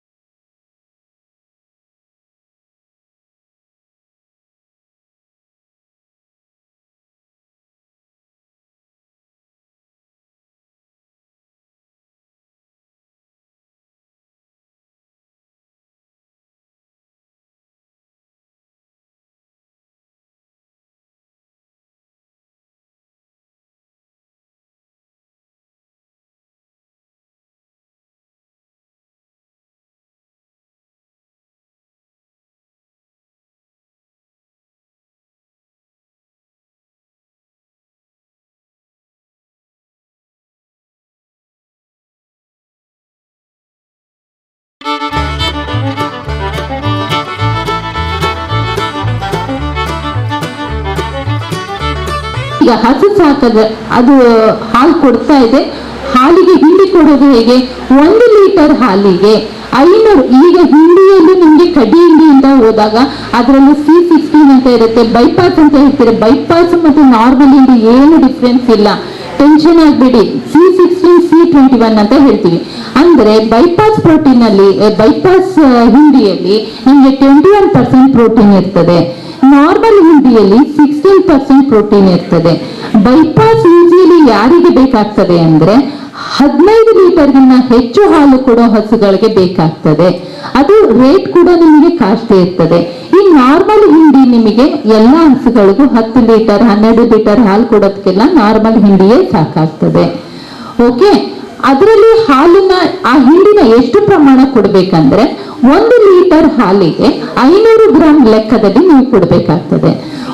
ಈಗ ಎಕ್ಸಾಂಪಲ್ 10 ಲೀಟರ್ ಹಾಲು ಕೊಡ್ತಾ ಇತ್ತು ಅಂದ್ರೆ 5 kg ಹಿಂಡಿ ದಿನಕ್ಕೆ, ಒಂದೇ ಟೈಮಿಗಲ್ಲ, ದಿನಕ್ಕೆ 5 kg ಹಿಂಡಿ ಬೇಕು. ಅದು ಯಾಕೆ? ಅದು ಹಾಲನ್ನ ಪ್ರೊಡಕ್ಷನ್ ಮಾಡ್ಲಿಕ್ಕೆ. ಇನ್ನು ಅದ್ರ ಬರೀ ಹಾಲು ಪ್ರೊಡ್ಯೂಸ್ ಮಾಡೋದು ಸಾಧ್ಯ, ಅದ್ರ ಬಾಡಿನೂ ಕೂಡ ಮೇಂಟೈನ್ ಆಗ್ಬೇಕಲ್ಲ. ಇಲ್ಲ ಅಂದ್ರೆ ಏನಾಗ್ತದೆ, ಹಸು ವೀಕ್ ಆಗ್ತಾ ಬರುತ್ತೆ. ಅದಕ್ಕಾಗಿ ಅದ್ರ ಬಾಡಿ ಮೇಂಟೆನೆನ್ಸ್ಗೆ 1.5 ಇಂದ 2 kg ಹಿಂಡಿನ ಹಾಕಿ, ನೀವೇ ಲೆಕ್ಕ ಮಾಡಿ ಹಾಕಿ.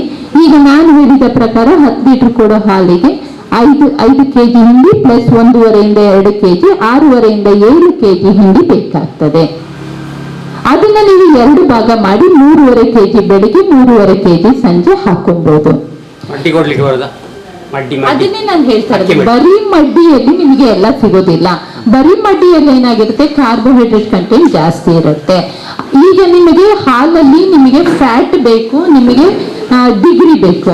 ಫ್ಯಾಟ್ ಡಿಗ್ರಿ ಎಲ್ಲ ಯಾವ್ದ್ರಲ್ಲಿ ಡಿಪೆಂಡ್ ಆಗುತ್ತೆ ಅಂದ್ರೆ ಪಚನ ಕ್ರಿಯೆಯಲ್ಲಿ ಡಿಪೆಂಡ್ ಆಗಿರುತ್ತೆ. ಫ್ಯಾಟ್ ಡಿಗ್ರಿಗೂ ಪಚನ ಕ್ರಿಯೆಗೂ ಹೇಗೆ ಸಂಬಂಧ ಅಂತ ಹೇಳ್ಬೇಡಿ. ಆಕ್ಚುಲಿ ಬುಕ್ಗಳು ತುಂಬಾ ಬುಕ್ಕಿಗೆ ಹೋದ್ರೆ ನಿಮಗೂ ಎಲ್ಲ ಕನ್ಫ್ಯೂಸ್ ಆಗುತ್ತೆ. Butyric acid, propionic acid, acetic acid ಅಂತ 3 ಆಸಿಡ್ಗಳು ಹಸುವಿನ ಬಾಡಿಯಲ್ಲಿ ಇರ್ತದೆ, ಅಂದ್ರೆ ಹಸುವಿನ ಹೊಟ್ಟೆಯಲ್ಲಿ ಇರ್ತದೆ. ನೀವು ಒಂದು ಆಸಿಡ್ ಜಾಸ್ತಿ ಆದ್ರೂ ಕೂಡ ನಿಮಗೆ ಅಲ್ಲಿ ಫ್ಯಾಟ್ ಮತ್ತು ಡಿಗ್ರಿ ವ್ಯತ್ಯಾಸ ಬರ್ಲಿಕ್ಕೆ ಸ್ಟಾರ್ಟ್ ಆಗ್ತದೆ. ನೀವು ಹಾಗಾಗಿ ಬರೀ ಮೆಟ್ಟಿನೇ ಹಾಕಿದ್ರೆ ನಿಮಗೆ ಫ್ಯಾಟ್ ಕಡಿಮೆ ಆಗ್ತದೆ. ಸೊ ಅದಕ್ಕಾಗಿ ಬರೀ ಹಿಂಡಿ ಒಟ್ಟಿಗೆ ಅದನ್ನ ಸ್ವಲ್ಪ ಹಾಕ್ಬೋದು. ಬಟ್ ಹಿಂಡಿಯಲ್ಲೇ ನಿಮ್ಗೆಲ್ಲ ಸಮ ಪ್ರಮಾಣದಲ್ಲಿ ಇರೋದ್ರಿಂದ ನಿಮಗೆ ಮತ್ತೆ ಹಾಕ್ಲಿಕ್ಕೆ ಅವಶ್ಯಕತೆ ಬರಲ್ಲ. ಅದನ್ನೇ ನಾನು ಹೇಳಿದೆ ನಿಮ್ಗೆ, ಕಡಲೆ ಹಿಂಡಿ ಮತ್ತೆ ಮೆಕ್ಕೆಜೋಳ, ಜೋಳ ಅಥವಾ ರಾಗಿನ ಸಮ 400 ಗ್ರಾಮ್ ಲೆಕ್ಕದಲ್ಲಿ ಹಾಕ್ತಾ ಹೋದ್ರೆ ನಿಮಗೆ ಎಕ್ಸ್ಟ್ರಾ ಮಿಟ್ಟಿ ಅದು ಇದು ಹಾಕ್ಬೇಕು ಅಂತ ಬರಲ್ಲ. ಹೆಚ್ಚಿನವರು ಕೂಡ ಏನ್ ಮಾಡ್ತಾರೆ, ಹೆಚ್ಚು ಮಿಟ್ಟಿ ಹಾಕಿ ಬಿಡ್ತಾರೆ. ಹೆಚ್ಚು ಮಿಟ್ಟಿ ಹಾಕಿದಾಗ ಏನಾಗುತ್ತೆ, ಕಾರ್ಬೋಹೈಡ್ರೇಟ್ ಅಂತ ಹೇಳ್ತೀವಿ ಅದನ್ನ, ಅಂದ್ರೆ ಸಕ್ಕರೆ ಅಂಶ ಜಾಸ್ತಿ ಇರುವಂತದ್ದು. ಅದು ಹೊಟ್ಟೆ ಒಳಗೆ ಹೋದಾಗ ಏನಾಗ್ತದೆ, ಗ್ಯಾಸ್ ಪ್ರೊಡಕ್ಷನ್ ಜಾಸ್ತಿ ಆಗುತ್ತೆ. ಎಷ್ಟೊಂದು ಜನ ನಾನು ಕೇಳಿದಂಗೆ ರಾತ್ರಿ ಮೇಡಮ್ ಮೆಟ್ಟಿ ಕೊಟ್ಟು ಮಲಗದೆ ಬೆಳಿಗ್ಗೆ 7 ಸತ್ತೋಗಿತ್ತು ಹಸು. ನಾವು ನೋಡ್ಲಿಲ್ಲ, ಬೆಳಗ್ಗೆ ಎದ್ದಾಗ ಸತ್ತಿತ್ತು. ಇಲ್ಲ, ಅಷ್ಟು ಒಳ್ಳೆ ಹಸು, ನಾನು ಅಷ್ಟು ಚಂದ ನೋಡಿದ್ದೆ ಅದನ್ನ. ಅದು ಏನಾಗ್ತದೆ, ನೀವು ಪಾಪ ಗೊತ್ತಿದ್ದು ಮಾಡೋದಿಲ್ಲ, ಗೊತ್ತಿದ್ಲೇ ಮಾಡ್ತಿರೋ ನನಗೆ ಗೊತ್ತಿಲ್ಲ. ಬಟ್ ರಾತ್ರಿ ನೀವು ಮೆಟ್ಟಿ ಕೊಟ್ಟು ಮಲಗ್ತೀರ ಪಾಪ, ಅದು ಏನಾಗುತ್ತೆ, ಅದ್ರ ಬಾಡಿಯಲ್ಲಿ ಆಸಿಡ್ ಪ್ರೊಡಕ್ಷನ್ ಜಾಸ್ತಿ ಆಗ್ತದೆ. ಹಸುಗಳು ಆಸಿಡ್ ಪ್ರೊಡಕ್ಷನ್ ಇದನ್ನ ತೇಕಿ ಹೊರಗಡೆ ತೆಗೀರುತ್ತೆ, ನಾವು ಮಾಡಿ ತೆಗಿತೇವಲ್ಲ, ಹಾಗೆ ಹಸುಗಳು ಕೂಡ ರಾತ್ರಿ ನೀವು ಮಲಗಿದಾಗ ಅದು ಮೊದಲು ಬೆಳಗ್ಗೆ ಎಲ್ಲ ಹಿಂಡಿ ತಿಂದಿರುತ್ತೆ, ರಾತ್ರಿ ಮಲಗುವಾಗ ಆ ಹಿಂಡಿನ ಹೊಟ್ಟೆಯಿಂದ ಹೊರಗೆ ತಗೊಂಡ್ಬಂದು ಮತ್ತೆ ಅದ್ರ ಸಲೈವ ಅಂದ್ರೆ ಬಾಯಲ್ಲಿರೋ ಜೊತೆ ಸೇರಿಸಿ ಎದ್ದು ನುಗ್ತಾ ಇರುತ್ತೆ. ಆ ಟೈಮಲ್ಲಿ ನೀವು ಮಿಟ್ಟಿ ಕೊಟ್ಟು ಮಲಗಿರ್ತೀರ, ರಾತ್ರಿ ಸರಿಯಾಗಿ ಅದಕ್ಕೆ ತೇಗ್ಲಿಕ್ಕೆ ಆಗಿರೋದಿಲ್ಲ. ಇಲ್ಲಿ ಆಸಿಡ್ ಪ್ರೊಡಕ್ಷನ್ ಜಾಸ್ತಿಯಾಗಿ ಗ್ಯಾಸ್ ಹೊಟ್ಟೆಯಲ್ಲಿ ಜಾಸ್ತಿ ಆಗಿರುತ್ತೆ. ಆ ಗ್ಯಾಸ್ ಏನಾಗಿರುತ್ತೆ, ಆಕ್ಚುಲಿ ಹೊಟ್ಟೆ ಭಾಗ ಮತ್ತೆ ಲಂಗ್ಸ್ ಇಲ್ಲೇ ಮುಂದೆ ಇರ್ತದೆ. ಇದು ಹೊಟ್ಟೆ ಅಂದ್ರೆ ನಿಮಗೆ ಇಲ್ಲಿ ಲಂಗ್ಸ್ ಇದೆ. ನೀವು ಮಿಟ್ಟಿ ಕೊಟ್ಟದ್ದು ಏನಾಗುತ್ತೆ, ಆಸಿಡ್ ಪ್ರೊಡಕ್ಷನ್ ಜಾಸ್ತಿ ಆಗಿರುತ್ತೆ, ಗ್ಯಾಸ್ ತುಂಬಿರುತ್ತೆ. ಗ್ಯಾಸ್ ತುಂಬಿ ಹೊಟ್ಟೆ ಇಷ್ಟು ದಪ್ಪ ಆಗುವಾಗ ಮುಂದೆ ಲಂಗ್ಸ್ ಇರುತ್ತೆ, ತುಂಬಾ ದೂರ ಇಲ್ಲ, ಮಧ್ಯೆ ಒಂದು ಪದರ ಇರುತ್ತೆ. ಬಟ್ ಅದೇನಾಗುತ್ತೆ, ಆ ಹೊಟ್ಟೆ ಭಾಗ ಅದನ್ನ ಪ್ರೆಸ್ ಮಾಡುತ್ತೆ ಲಂಗ್ಸ್ ಮೇಲೆ, ಅದು ಉಸಿರಾಟಕ್ಕೆ ತೊಂದರೆ ಆಗಿ ಅಲ್ಲೇ ಡೆತ್ ಆಗಿರುತ್ತೆ. ಹಾಗಾಗಿ ಸಡನ್ ಡೆತ್ ಆಗಿರುತ್ತೆ ಹೊರತು ನಿಮಗೆ ಬೇರೆ ಅದಕ್ಕೆ ಯಾವುದೇ ಕಾಯಿಲೆಗಳು ಪ್ರಾಬ್ಲಮ್ಗಳು ಇರಲ್ಲ. ಹೆಚ್ಚಿನ ಹಸು ಸಾಯೋದಿಲ್ಲೇನೆ. ನೀವು ಮಿಟ್ಟಿ ಕೊಡ್ತೀರಲ್ಲ, ನಾನು ಹೇಳಿದ್ನಲ್ಲ, ಬರೀ ಮಿಟ್ಟಿ ಕೊಟ್ಟಾಗ ಪ್ರಾಬ್ಲಮ್ ಏನಾಗ್ತದೆ ಅಂತ, ಅದನ್ನ ಬ್ಲೋಟ್, ಅಸಿಡೋಸಿಸ್ ಅಂತೆಲ್ಲ ನಾವು, ಅಂದ್ರೆ ನಮ್ಮ ವರ್ಡ್ ಅಲ್ಲಾದ್ರೆ ನಾವು ಬೇರೆ ಬೇರೆ ಬ್ಲೋಟ್ ಅಲ್ಲಿ ಡ್ರೈ ಇರುತ್ತೆ, ಕೆಲವೊಂದು ಒಳಗಡೆ ಬಬಲ್ಸ್ಗಳನ್ನ ಫಾರ್ಮ್ ಮಾಡ್ಬಿಟ್ಟಿರುತ್ತೆ. ಬಬಲ್ಸ್ಗಳನ್ನ ಮಾಡಿದಾಗ ನಮಗೆ ಅದನ್ನ ಆಯಿಲಿಂದನೇ, ಈಗ ಬಬಲ್ಸ್ ಏರ್ ಬಬಲ್ಸ್ ತುಂಬಿರುತ್ತಲ್ಲ, ಅದನ್ನ ನಾವು ಸಪ್ರೇಟ್ ಮಾಡ್ಬೇಕಂದ್ರೆ ಹೊಟ್ಟೆಗೆ ಆಯಿಲ್ ಕೊಟ್ಟೆ ಸಪ್ರೇಟ್ ಮಾಡ್ಬೇಕಾಗುತ್ತೆ. ಕೆಲವೊಂದು ಏನಾಗುತ್ತೆ, ಬ್ಲಾಕ್ ಆಗೋಗಿರುತ್ತೆ, ಬ್ಲಾಕ್ ಆಗಿ ಗ್ಯಾಸ್ಗಳಾಗಿರುತ್ತೆ. ಅಂತ ಟೈಮಲ್ಲಿ ಎಲ್ಲ ಸಡನ್ ಡೆತ್ ಆಗಿಬಿಡುತ್ತೆ. ಹಾಗಾಗಿ ಮಿಟಿ ಕೊಡುವಾಗ ನೀವು ಸ್ವಲ್ಪ ಜೋಪಾನ ಮಾಡಬೇಕು. ಡೇ ಟೈಮಲ್ಲಿ ಕೊಟ್ಟರೆ ಒಳ್ಳೇದು. ದಿನದ ಟೈಮಲ್ಲಿ ನಿಮ್ಮ ಕಣ್ಣು ಮುಂದೆ ಇರುವಾಗ ಕೊಟ್ಕೊಂಡು ಸ್ವಲ್ಪ ಆ ಟೈಮಿಗೆ ನಿಮಗೆ ಅರ್ಜೆಂಟಿಗೆ ಮನೆಯಲ್ಲಿ ಯಾವಾಗಲೂ ಸೋಡಾ ಹುಡಿ ಇಟ್ಕೊಂಡಿರಿ. ಸೋಡಾ ಹುಡಿ ಬೆಸ್ಟ್ ಮದ್ದು. ನಿಮಗೆ ಅರ್ಧ ಫ್ಯಾಟ್ ಬರ್ತಾ ಇಲ್ಲ ಅಂದ್ರೂ ಕೂಡ ನೀವು ಸೋಡಾ ಹುಡಿ ಕೊಡಿ, ನೆಕ್ಸ್ಟ್ ಡೇ ನಿಮಗೆ ಖಂಡಿತ ಫ್ಯಾಟ್ ಬರ್ತದೆ, ಗ್ಯಾರಂಟಿ. ಸೋಡಾ ಹುಡಿ ಯಾಕೆ ಕೊಡ್ತೀವಿ ಅಂದ್ರೆ ಆಸಿಡ್ ಪ್ರೊಡಕ್ಷನ್ ಜಾಸ್ತಿ ಆಗುವಾಗ ಸೋಡಾ, ಅದು ಆಸಿಡ್, ಇದು ಆಲ್ಕೋಹಾಲ್, ಅದೆರಡು ನ್ಯೂಟ್ರಲ್ ಮಾಡುತ್ತೆ ಅಂತ ಹೇಳ್ತೇವೆ ಆಕ್ಚುಲಿ ನಮ್ಮ ಇದರಲ್ಲಿ. ಅದು ಹಾಗಾಗಿ ನೀವು ಸೋಡಾ ಹುಡಿ ಕೊಟ್ಟರೆ, ಇವತ್ತು ಫ್ಯಾಟ್ ಬರ್ತಾ ಇಲ್ಲ ಅಂತ ಹೇಳಿದ್ರೆ ನಾಳೆ ಸೋಡಾ ಹುಡಿ ಕೊಟ್ಟು ನೋಡಿ. ಅದಾಗ್ಲಿಲ್ಲ ಅಂದ್ರೆ ಸೋಡಾ ಹುಡಿ ಇಲ್ಲ ಅಂದ್ರೆ ವಿನೆಗರ್ ಕೂಡ ಕೊಡ್ಬೋದು. ಇನ್ನು ಫಾರ್ಮ್ಗಳೆಲ್ಲ ಏನ್ ಮಾಡ್ತಾರೆ ಅಂದ್ರೆ ದೊಡ್ಡ ದೊಡ್ಡ ಫಾರ್ಮ್ಗಳಲ್ಲಿ ಡೈಲಿ ಬೇಸಿಸ್ ಮೇಲೆ ವಿನೆಗರ್ ಹಾಕಿ ಬಿಡ್ತಾರೆ. ಇಲ್ಲ ನೀವು ಡೈಲಿ ಬೇಸಿಸ್ ಮೇಲೆ ಸ್ವಲ್ಪ ಸ್ವಲ್ಪ ಸೋಡಾ ಹುಡಿ, ನೀವು ಏನೇ ವೇರಿಯೇಷನ್ ಮಾಡಿದ್ರು ಅದನ್ನ ಸರಿ ಮಾಡ್ಕೊಳ್ಳಿಕ್ಕೆ ಅಂತ ಸ್ವಲ್ಪ ಸ್ವಲ್ಪ ಸೋಡಾ ಹುಡಿ ಕೊಡ್ತಾ ಬರ್ಬೋದು. ಅದರಿಂದ ಏನು ಸಮಸ್ಯೆ ಇಲ್ಲ. ಹಾಗೆ ಪ್ರಾಬ್ಲಮ್ ಆಗುವಾಗ ಸ್ವಲ್ಪ ಸೋಡಾ ಹುಡಿ ಕೊಟ್ಟರು ಸಾಕಾಗಲ್ಲ. 1 ಸ್ಪೂನ್ 2 ಸ್ಪೂನ್ ಅಷ್ಟು ದೊಡ್ಡ ಹಸುವಿಗೆ ತಾಗೋದೇ ಇಲ್ಲ. ಮಿನಿಮಮ್ 200 ರಿಂದ 250 ಗ್ರಾಮ್ ಸೋಡಾ ಹುಡಿಯನ್ನ ಚೆನ್ನಾಗಿ ನೀರಿನಲ್ಲಿ ಕರಗಿಸಿ ಅದಕ್ಕೆ ಒಂದು ಅರ್ಧ ಸ್ಪೂನ್ ಇಂಗಿದೆಯಲ್ಲ, ಇಂಗು ಮನೆಯಲ್ಲಿ ಯೂಸ್ ಮಾಡ್ತೀವಲ್ಲ, ಆ ಇಂಗು ಮತ್ತೆ ಶುಂಠಿದು ರಸ ಚೆನ್ನಾಗಿ ಮಿಕ್ಸ್ ಮಾಡಿ ಅದಕ್ಕೆ ಕುಡಿಸಿಬಿಡಿ. ಕುಡಿಸಿ ಮತ್ತೆ ಆದಷ್ಟು ಮಲಗಕ್ಕೆ ಬಿಡಬೇಡಿ. ಸ್ವಲ್ಪ ಓಡಾಡಿಸಿ, ಅದ್ರ ಬಾಯನ್ನ ಓಪನ್ ಮಾಡಿ, ಹಿಂದ್ಗಡೆ ಸಗಣಿ ಹಾಕೋ ಜಾಗಕ್ಕೆ ಬೆರಳಿನಿಂದ ಹೀಗೆ ಹೀಗೆ ಹೀಗೆ ಮಾಡಿ. ಅವಾಗ ಏನಾಗುತ್ತೆ, ಗ್ಯಾಸ್ ರಿಲೀಸ್ ಆಗುತ್ತೆ. ಇಲ್ಲ ನೀವು ಅರ್ಧ ನಿಮ್ಮ ಹಸುನ ನೀವೇ ಉಳಿಸ್ತೀರ. ಮಧ್ಯರಾತ್ರಿ ಯಾವಾಗಲೂ ಆದ್ರೆ ನೀವು ಡಾಕ್ಟರ್ಗೆ ಫೋನ್ ಮಾಡಿ, ಅವ್ರು ಹೇಳಿ, ನಿಮಗೆ ಅವ್ರು ಕೇಳಿ, ಅವ್ರು ಬರುವಷ್ಟರೊಳಗೆ ಎಷ್ಟೊಂದು ಸತ್ತೋಗಿರುತ್ತೆ. ಯಾಕಂದ್ರೆ ಇಲ್ಲಿರೋದೆಲ್ಲ ರಿಮೋಟ್ ಪ್ಲೇಸ್ಗಳು, ನಿಮಗೆ ಹತ್ತಿರದಲ್ಲಿ ಡಾಕ್ಟರ್ಗಳು ಆಕ್ಸೆಸಿಬಲ್ ಇರಲ್ಲ. ಅದಕ್ಕಾಗಿ ನೀವು ಯಾವಾಗ್ಲೂ ಮನೆಯಲ್ಲಿ ಸೋಡಾ ಹುಡಿ ಮತ್ತೆ ಬ್ಲೋಟೋಸಿಲ್ ಅಂತ ಹೇಳಿ ಒಂದು ಸಿರಪ್ ಬರ್ತದೆ, ಮೆಗಾ ಬ್ಲೋಟೋಸಿಲ್, ಮಕ್ಕಳಿಗೆ ಹಾಕ್ತೀವಲ್ಲ ಹಾಗೆ. ಈಗ ಮಕ್ಕಳಲ್ಲಿ ನೋಡಿ, ನಾವು ವುಡ್ವರ್ಡ್ಸ್ ಕೊಡಿ ಮಗುವಿಗೆ, ಮಗು ಅಳ್ತಾ ಇದೆ, ನಾವು ವುಡ್ವರ್ಡ್ಸ್ ಕೊಡಿ ಅಂದ್ರೆ ಏನಿಲ್ಲ, ಅದರಲ್ಲೂ ಕೂಡ ಮಗುವಲ್ಲಿ ಗ್ಯಾಸ್ ಆಗಿರುತ್ತೆ. ವುಡ್ವರ್ಡ್ಸ್ ಕಂಪಲ್ಸರಿ ಅಲ್ಲ, ಆಕ್ಚುಲಿ ಬರ್ಸಿಂಗ್ ಅಂತ ಹೇಳ್ತೀವಿ. ಮಗುನ ನಾವು ಎದೆ ಮೇಲೆ ಹಾಕೊಂಡು ಸ್ವಲ್ಪ ಉಜ್ಜುವಾಗ ಅದು ಪುರ್ ಬಿಡುತ್ತೆ, ಆಗ ಗ್ಯಾಸ್ ರಿಲೀಸ್ ಆಗುತ್ತೆ ಅಷ್ಟೇ. ಹಾಗಾಗಿ ಹೊಟ್ಟೆ ನೋವಿಂದ ಲಂಗ್ಸ್ ಮೇಲೆ ಪ್ರೆಷರ್ ಬೀಳೋದ್ರಿಂದ ಉಸಿರಾಟಕ್ಕೆ ತೊಂದರೆ ಆಗಿ ಸಾಯ್ತದೆ. ಅದನ್ನ ನೀವು ಮನೆಯಲ್ಲೇ ಅವಾಯ್ಡ್ ಮಾಡ್ಕೊಬಹುದು. ಇದು ಮಿತಿಯ ವಿಷಯ ಬಂದಾಗ. ಸಮತೋಲನ ಆಹಾರದ ಬಗ್ಗೆ ಒಂದು ಚುಟುಕಾಗಿ ನಾನು ಹೇಳಿದೆ ಸಾಕು.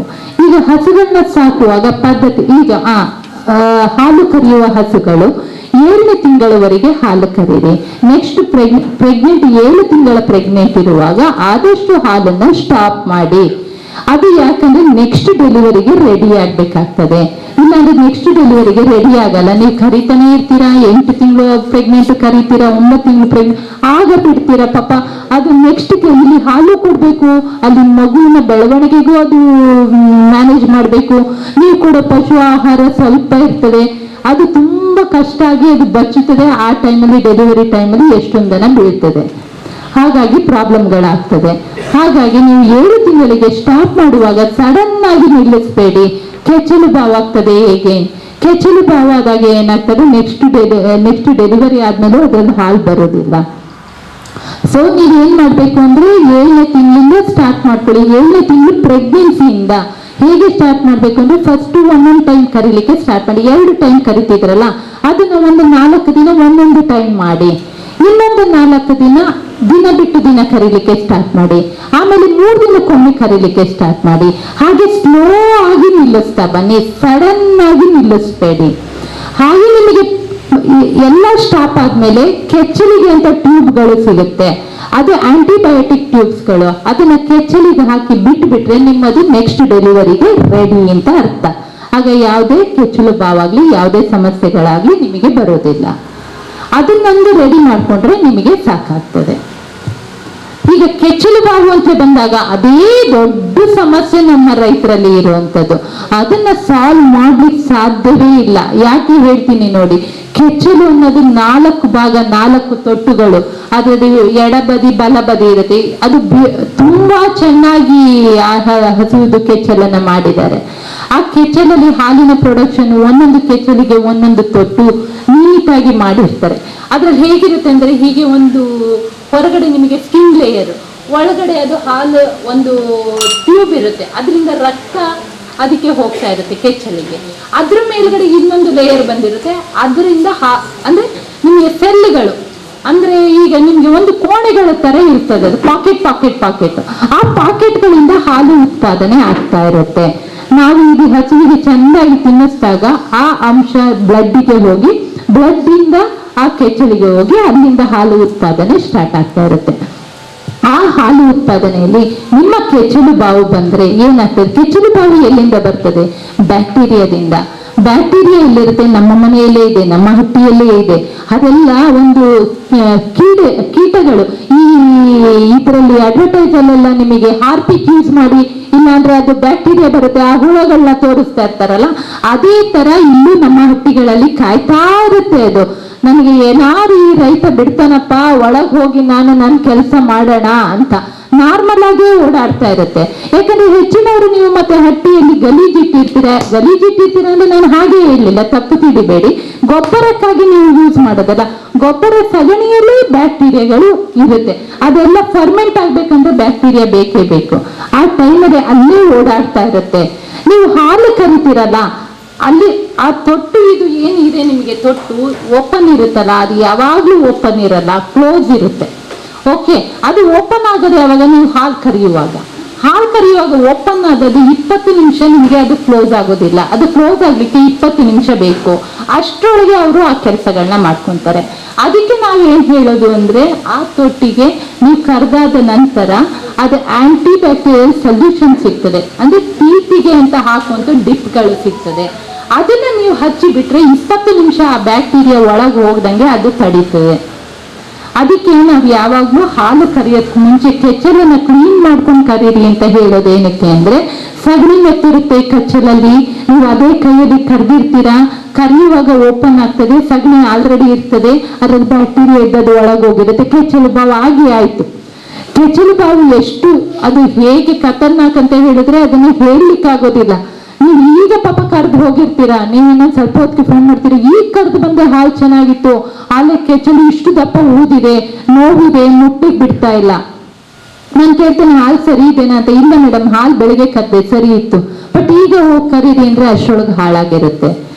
ಎಷ್ಟು ಫಾಸ್ಟ್ ಅದು ಒಂದು, ಈಗ ಜಾಗ ಸಿಕ್ಕಿದ್ರೆ ಹೆಂಗೆ ಟೆರರಿಸ್ಟ್ ನುಸುಳ್ತಾರ ಹೆಂಗೆ ರೆಡಿಯಾಗಿ ನಿಂತಿರುತ್ತೆ ಅದು ನುಸುಳ್ಳಿಕ್ಕೆ. ಒಳಗಡೆ ಹೋದಿದ್ದೆ ಆಯ್ತು, ಅದ್ರ ಸಂತಾನನು ಬೇಗ ಡೆವಲಪ್ ಮಾಡ್ಬಿಡುತ್ತೆ. ಅದು ಒಂದಿದ್ದದ್ದು 2, 2 ಇದ್ದದ್ದು 4 ಬೇಗ ಆಗಿ ಒಳಗಡೆ ಹಾಲು ಪ್ರೊಡ್ಯೂಸ್ ಮಾಡ್ಲಿಕ್ಕೆ ಅಂತ ಪಾಕೆಟ್ಸ್ಗಳಿರುತ್ತಲ್ಲ, ಅದ್ರ ಮೇಲೆ ಅಟ್ಯಾಕ್ ಮಾಡಿ ಆಯ್ತು. ಒಂದ್ಸಲ ಅಟ್ಯಾಕ್ ಮಾಡಿದ್ರೆ ಈಗ ಆ ಪಾಕೆಟ್ಗಳಲ್ಲಿ ಒಂದೊಂದು ಪಾಕೆಟಲ್ಲಿ ಒಂದೊಂದು ಹನಿ ಹಾಲು ಪ್ರೊಡಕ್ಷನ್ ಆಗ್ತಾ ಇತ್ತು ಅಂದ್ರೆ ಆ ಒಂದೊಂದು ಹನಿ ಕಡಿಮೆ ಆಗ್ತಾ ಬರುತ್ತೆ. ಒಂದ್ಸಲ ಆ ಪ್ಯಾಕೆಟ್ ಡ್ಯಾಮೇಜ್ ಆದರೆ ಇನ್ನು ಯಾವುದೇ ಡಾಕ್ಟರ್ ಬಂದರೂ ಅದನ್ನು ರಿಪೇರಿ ಮಾಡ್ಲಿಕ್ಕೆ ಸಾಧ್ಯವೇ ಇಲ್ಲ. ನಿಮಗೆ ಹೇಳ್ಬೋದು ನೆಕ್ಸ್ಟ್ ಸೂಲಿನಲ್ಲಿ ಬರ್ಬೋದು, ಏನು ಹೇಳ್ಬೋದು, ಬಟ್ ನನ್ನ ಪ್ರಕಾರ ಒಂದು ಸಲ ಡ್ಯಾಮೇಜ್ ಆದನ್ನ ಈಗ ನಮಗೆ 20 ಲೈಕ್ 100 ml ಬರೋದನ್ನ 50 ml ವರೆಗೆ ಬರ್ಬೋದು ಅಷ್ಟೇ. ಮತ್ತೆ 100 ml ತಗೊಂಡೋಗ್ಲಿಕ್ಕೆ ಸಾಧ್ಯವೇ ಇಲ್ಲ. ಆ ಥರ ಯಾವುದು ಮದ್ದು ಕೂಡ ಇಲ್ಲ. ಇದಕ್ಕೆ prevention is better then cure ಅಂತ ಹೇಳ್ತೀವಿ ನಾವು. ಬರ್ದಂಗೆ ತಡ್ಕೊಳ್ಳೋದಿದೆಯಲ್ಲ ಅದೇ ಮದ್ದು. ಅದಕ್ಕೆ ಕ್ಯೂರ್ ಅಂತ ಅಂದ್ರೆ ಟ್ರೀಟ್ಮೆಂಟ್ ಅಂತ ಇಲ್ಲ. ಟ್ರೀಟ್ಮೆಂಟ್ ಅಂತ ಯಾಕೆ ಮಾಡೋದು ಅದನ್ನ ಅಂದ್ರೆ, ಮತ್ತೆ ಫರ್ದರ್ ಸ್ಪ್ರೆಡ್ ಆಗಬಾರ್ದು. ಈಗ ಅದು ಅಟ್ಯಾಕ್ ಆಗಿರುತ್ತೆ, 50% ಡ್ಯಾಮೇಜ್ ಆಗಿರುತ್ತೆ, ಇನ್ನು 50% ಉಳಿದಿರುತ್ತಲ್ಲ, ಅದನ್ನಾದ್ರೂ ಉಳಿಸ್ಕೊಳ್ಳೋಣ ಅಂತ ನಾವು ಮಾಡುವಂಥದ್ದು. ನಿಮಗೆ ಗೊತ್ತೇ ಇರಲ್ಲ ಪಾಪ, ನಿಮಗೆ ಅನ್ಸುತ್ತೆ ಹೌದು ಡಾಕ್ಟರ್ ಬಂದ್ರು ಇಂಜೆಕ್ಷನ್ ಕೊಟ್ರು ಹಾಲು ಕಡಿಮೆ ಆಗುತ್ತೆ, ಕೆಚ್ಚಲು ಬಾವು ತೋರಿಸ್ಬಾರ್ದು. ಹೌದು, ಅದು ನಿಮ್ಮ ಮೂಢನಂಬಿಕೆ. ಅದು ಹಾಲು ಕಡಿಮೆ ಆಗೋದಲ್ಲ, ಆಲ್ರೆಡಿ ಡ್ಯಾಮೇಜ್ ಆಗಿರುತ್ತೆ. ಇಂಜೆಕ್ಷನ್ ಆಗಿರೋದನ್ನ ಸರಿ ಮಾಡ್ಲಿಕ್ಕೆ ಯಾರು ಕೊಡೋದಿಲ್ಲ. ಈಗ ನೀವು ಕೆಚ್ಚಲು ಬಾವಾಗಿದ್ದನ್ನು, ಹೌದಾ ಮುಗಿಸ್ತಾ, ಕೆಚ್ಚಲು ಬಾವಾಗೋದನ್ನು ನೀವು ತಡಿಬಹುದು. ಲೈಕ್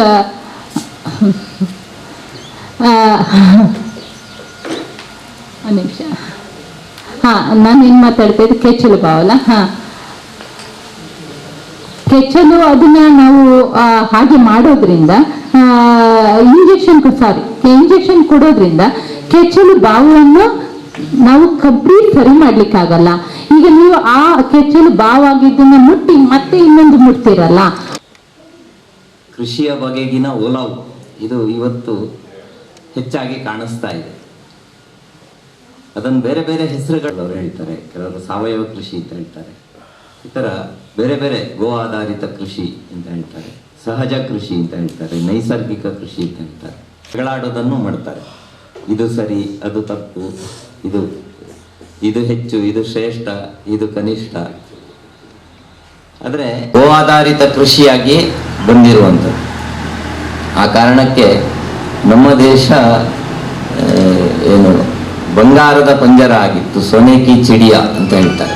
ಸಾಂಬಾರ ಪದಾರ್ಥಗಳಿಗೋಸ್ಕರ ಬೇರೆ ಬೇರೆ ಜಗತ್ತಿನ ಬೇರೆ ದೇಶದವರು ಇಲ್ಲಿಗೆ ಬರ್ತಾ ಇದ್ರು. ಅಂದ್ರೆ ಮಣ್ಣಿನ ಫಲವತ್ತತೆ ದೃಷ್ಟಿಯಿಂದ ಇವತ್ತು ಅತ್ಯಂತ ಶ್ರೇಷ್ಠವಾದ ಮಣ್ಣು ಅದು ನಮ್ಮ ದೇಶದ ಮಣ್ಣು, ಗೋ ಆಧಾರಿತ ಕೃಷಿಯ ಕಾರಣಕ್ಕೆ ಅಂತ ಹೇಳ್ತಾರೆ.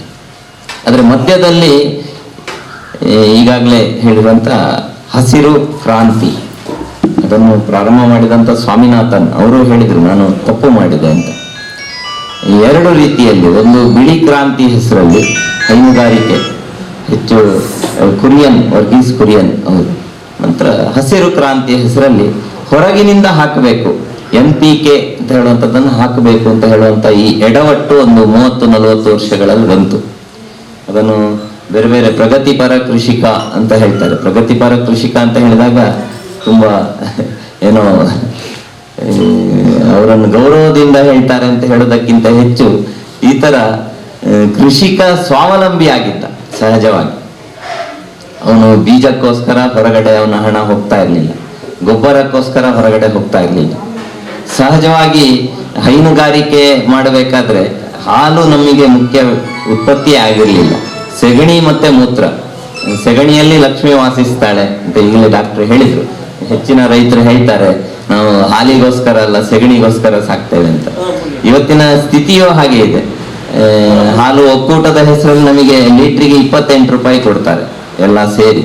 ಅಲ್ಲೇ ನಾವು ಹಾಲು ತಗೊಳ್ಬೇಕಾದ್ರೆ 44 ರೂಪಾಯಿಗೆ ಮಾರಾಟ ಮಾಡ್ತಾರೆ. ಅಂದ್ರೆ ದೋಚುವ ವ್ಯವಸ್ಥೆ, ಇದನ್ನ ನಾವು ಮಾತಾಡ್ತಾ ಇಲ್ಲ, ಇದನ್ನ ಪ್ರಶ್ನೆ ಮಾಡ್ತಾ ಇಲ್ಲ. ಅವರಿಗೋಸ್ಕರ ನಾವು ಗೋವನ್ನು ಸಾಕ್ತಾ ಇದ್ದೇವೆ. ನಿಜವಾಗಿ ನಮ್ಮ ದೃಷ್ಟಿಯಲ್ಲಿ ಗೋವು ರೈತನನ್ನು ಸಾಕೋದು. ಲಕ್ಷಾಂತರ ರೂಪಾಯಿ ನಮ್ಮ ಗ್ರಾಮದಲ್ಲೇ ನಾವು ನೋಡಿದ್ರೆ, ನಮ್ಮ ಸೊಸೈಟಿಗೆ ಲಕ್ಷಾಂತರ ರೂಪಾಯಿಯ ಸಾವಿರಾರು ಕೋಟಿ ಸಬ್ಸಿಡಿ ಕೊಟ್ಟಂತ NPK ಗೊಬ್ಬರ ಬರುತ್ತೆ, ಯೂರಿಯಾ ಬರುತ್ತೆ. ಸರ್ಕಾರ ಅದಕ್ಕೆ ಸಾವಿರಾರು ಕೋಟಿ ಸಬ್ಸಿಡಿ ಕೊಟ್ಟ ಮೇಲೆ ನಮಗೆ ಅದು 1000 ರೂಪಾಯಿ ಸಿಗ್ತದೆ 50 kg ಬ್ಯಾಗ್. ಅದನ್ನು ಭೂಮಿಗೆ ಹಾಕಿದ್ರೆ ಭೂಮಿಯಲ್ಲಿರುವಂತ ಜೀವ ವೈವಿಧ್ಯ ಏನಿದೆ, ಅದು ಎರೆಹುಳ ಇರ್ಬೋದು, ಅದರಷ್ಟಕ್ಕೆ ಕೆಲಸ ಮಾಡ್ತದೆ, ಅದನ್ನು ನಾಶ ಮಾಡುತ್ತೆ. ಅಲ್ಲಿರುವಂತ ಜೀವಿಗಳು, ನೈಟ್ರೋಜನ್ ಇದನ್ನೆಲ್ಲ ಫಿಕ್ಸ್ ಮಾಡುವಂತ ಸೂಕ್ಷ್ಮಾಣು ಜೀವಿಗಳು ಯಾವ್ದಿದಾವೆ ಅದನ್ನು ನಾಶ ಮಾಡ್ತದೆ. ಇವತ್ತು ಇದರ ಅಧ್ಯಯನ ಆಗಿ ಭೂಮಿ ಮರುಭೂಮಿ ಆಗ್ತಾ ಇದೆ ಅಂತ ಹೇಳುವ ಕಾರಣಕ್ಕೆ ವಿದೇಶಿಯರು ಹೇಳಲಿಕ್ಕೆ ಶುರು ಮಾಡಿದರು, ಆರ್ಗ್ಯಾನಿಕ್ ಫಾರ್ಮಿಂಗ್ ಅದು ಚೆನ್ನಾಗಿರುವಂಥದ್ದು, ಇದು ಸಾವಯವ ಕೃಷಿ ಚೆನ್ನಾಗಿದೆ, ಆಹಾರ ಕೂಡ ಆರೋಗ್ಯಯುತವಾದ್ದು ಸಿಗುತ್ತೆ ಅಂತ ಹೇಳೋದು.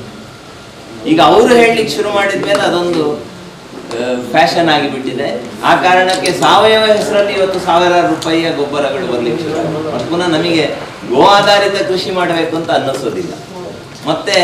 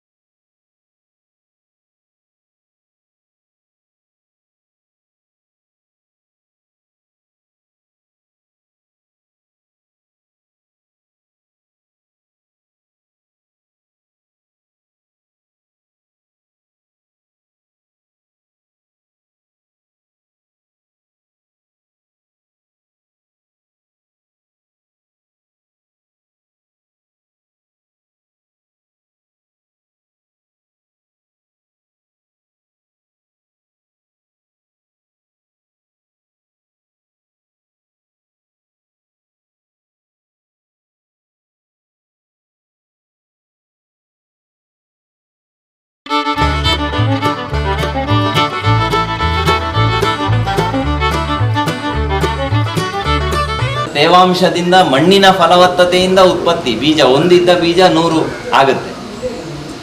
ಇವತ್ತು ಆ ಬೀಜವನ್ನು ಕೂಡ ಹೈಬ್ರಿಡ್ ಹೆಸರಲ್ಲಿ ದುರ್ಬಲ ಮಾಡಿದ್ದಾರೆ. ನಮ್ಮ ಪುತ್ತೂರಲ್ಲೇ ಒಂದು NRCC ಅಂತ ಇದೆ, ರಾಷ್ಟ್ರೀಯ ಗೇರು ಸಂಶೋಧನಾ ಸಂಸ್ಥೆ. ಅವರು ಭಾರಿ PPT ಹಾಕಿ ಎಲ್ಲ ಕಾರ್ಯಕ್ರಮ ಕೊಡ್ತಾರೆ ರೈತರಿಗೆ. ಅಲ್ಲಿ ಹೇಳ್ತಾ ಅವರು ಡೆನ್ಸ್ ಫಾರ್ಮಿಂಗ್ ಅಂತ ಹೇಳಿದರು. 1 ಎಕರೆಯಲ್ಲಿ 400 ಗಿಡ ಹಾಕಿ, ಒಂದು ಗಿಡ 1 kg ಗೇರು ಬೀಜ ಕೊಡ್ತದೆ. ನಿಮಗೆ 1 ಎಕರೆಯಲ್ಲಿ 400 kg ಆಯಿತು. ಅಂದರೆ ಯಾವ ರೀತಿ ಪುಸ್ತಕದಲ್ಲಿರುವ ಬದನೆಕಾಯಿಯನ್ನು ಭೂಮಿಗೆ ಇಳಿಸ್ತಾರೆ ಅಂತ ಒಂದು ಉದಾಹರಣೆ. ಅಲ್ಲಿ ಅವರು ಹೇಳಬೇಕಾದ್ರೆ ಆ ವಿಜ್ಞಾನಿ ಹತ್ರ ನಾನು ಕೇಳಿದೆ, 400 ಗಿಡಗಳನ್ನು ಕತ್ತರಿಸ್ಬೇಕು, ಪ್ರೂನಿಂಗ್ ಮಾಡಬೇಕು. ಒಂದು ಗಿಡದಲ್ಲಿ 1 kg ಗೇರು ಬೀಜ ಬಂದರೆ ಆ ಕತ್ತರಿಸಿದ ಲೇಬರ್ ಏನಿದೆ, ಅದಕ್ಕೆ ತಗಲುವಂಥ ವೆಚ್ಚ ಏನಿದೆ, ಅದು ಈ 1 kg ಗೇರು ಬೀಜದಲ್ಲಿ ಬರುತ್ತಾ ಅಂತ ಕೇಳಿದರೆ ಅವ್ರ ಹತ್ರ ಉತ್ತರ ಇಲ್ಲ.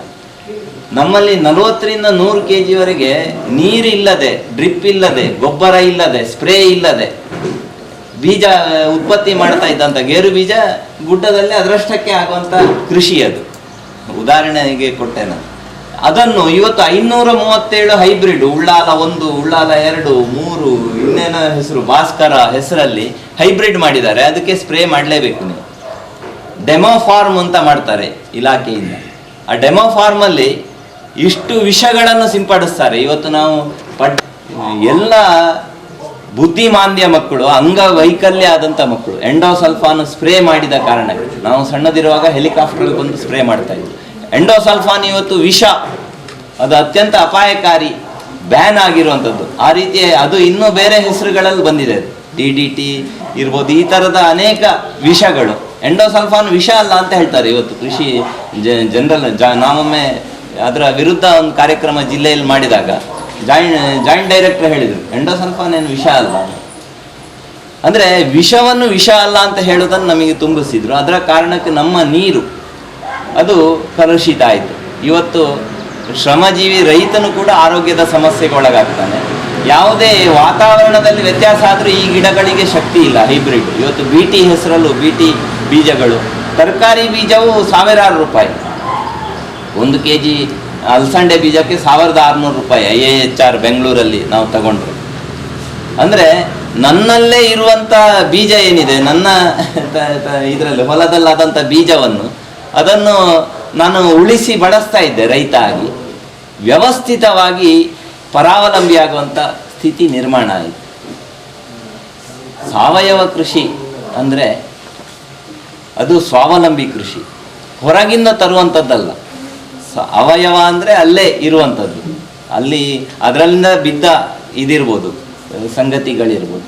ಅದರ ಜೊತೆಗೆ ಪಶು ಸಂಗೋಪನೆ, ಈ ಪಶುಗಳ ಏನು ಗೊಬ್ಬರ ಇದೆ ಇದನ್ನು ಬಳಕೆ ಮಾಡಿ ಮಣ್ಣಿನ ಫಲವತ್ತತೆಯನ್ನು ಹೆಚ್ಚು ಮಾಡುವುದು. ಒಂದು 20 ವರ್ಷದ ಹಿಂದೆ ಒಬ್ಬರು ಉಡುಪಿ ಭಾಗದಲ್ಲಿ ಚೇರ್ಕಾಡಿ ರಾಮಚಂದ್ರ ರಾವ್ ಅಂತ, ನಾವು ಹೆಸರು ಕೇಳಿರ್ಬೋದು, ಅವರು ಗಾಂಧಿ ಚಿಂತನೆಯಿಂದ ಪ್ರೇರಿತ ಆದಂಥದ್ದು. ಅವರಿಗೆ 1-2 ಎಕರೆ ಕಲ್ಲು ಮತ್ತು ಮುಳ್ಳು ಇದ್ದಂಥ, ಏನು ಫಲವತ್ತತೆ ಇಲ್ಲದಂಥ ಒಂದು ಭೂಮಿ ಅವರ ಇದರಿಂದ ಸಿಕ್ಕಿತ್ತು. ಅವರು ಕೈಮಗ್ಗದಲ್ಲಿ ಕೆಲಸ ಮಾಡ್ತಾಯಿದ್ರು. ಅದನ್ನು ಬಿಟ್ಟು ಕೃಷಿಗೆ ಬಂದರು. ಅವರು ಚೇರ್ಕಾಡಿ ಪದ್ಧತಿ ಅಂತಲೇ ಭಾರಿ ಪ್ರಸಿದ್ಧ ಇದೆ, ಅವರ ಬಗ್ಗೆ ಪುಸ್ತಕನೂ ಬರೆದಿದ್ದಾರೆ. ಒಂದು 20 ವರ್ಷದ ಹಿಂದೆ ಇನ್ನೊಬ್ಬರ ಜೊತೆ ನಾನು ಅವ್ರ ಮನೆಗೆ ಹೋದೆ. ಉಡುಪಿ ಭಾಗದಲ್ಲಾಗಿದ್ದೆ. ಅವರಿಗಾಗ 86 ವರ್ಷ. ಭಾರಿ ಉತ್ಸಾಹದಿಂದ ಆರೋಗ್ಯವಂತರಾಗಿದ್ದರು. ಅವರ ಚೇರ್ಕಾಡಿ ಪದ್ಧತಿಯಲ್ಲಿ ಅವರು ಭತ್ತ ಹೇಗೆ ಅಂದರೆ ಸಾಲಲ್ಲಿ ಉಳುಮೆ ಇಲ್ಲ, ಈ ಮೆಣಸಿನ ಸಾಲಿನಾಗೆ ಭತ್ತ ಬೆಳೀತಾ ಇದ್ರು. ಚೇರ್ಕಾಡಿ ಪದ್ಧತಿ ಅಂತಲೇ ಅದಕ್ಕೆ ಹೆಸರು. ಆಹಾರ ಬೆಳೆಗಳನ್ನು ಬೆಳೀತಾ ಇದ್ರು, ವಾಣಿಜ್ಯ ಬೆಳೆ ಯಾವುದು ಮಾಡಲಿಲ್ಲ. ಎಲ್ಲಿವರೆಗೆ ಅಂದರೆ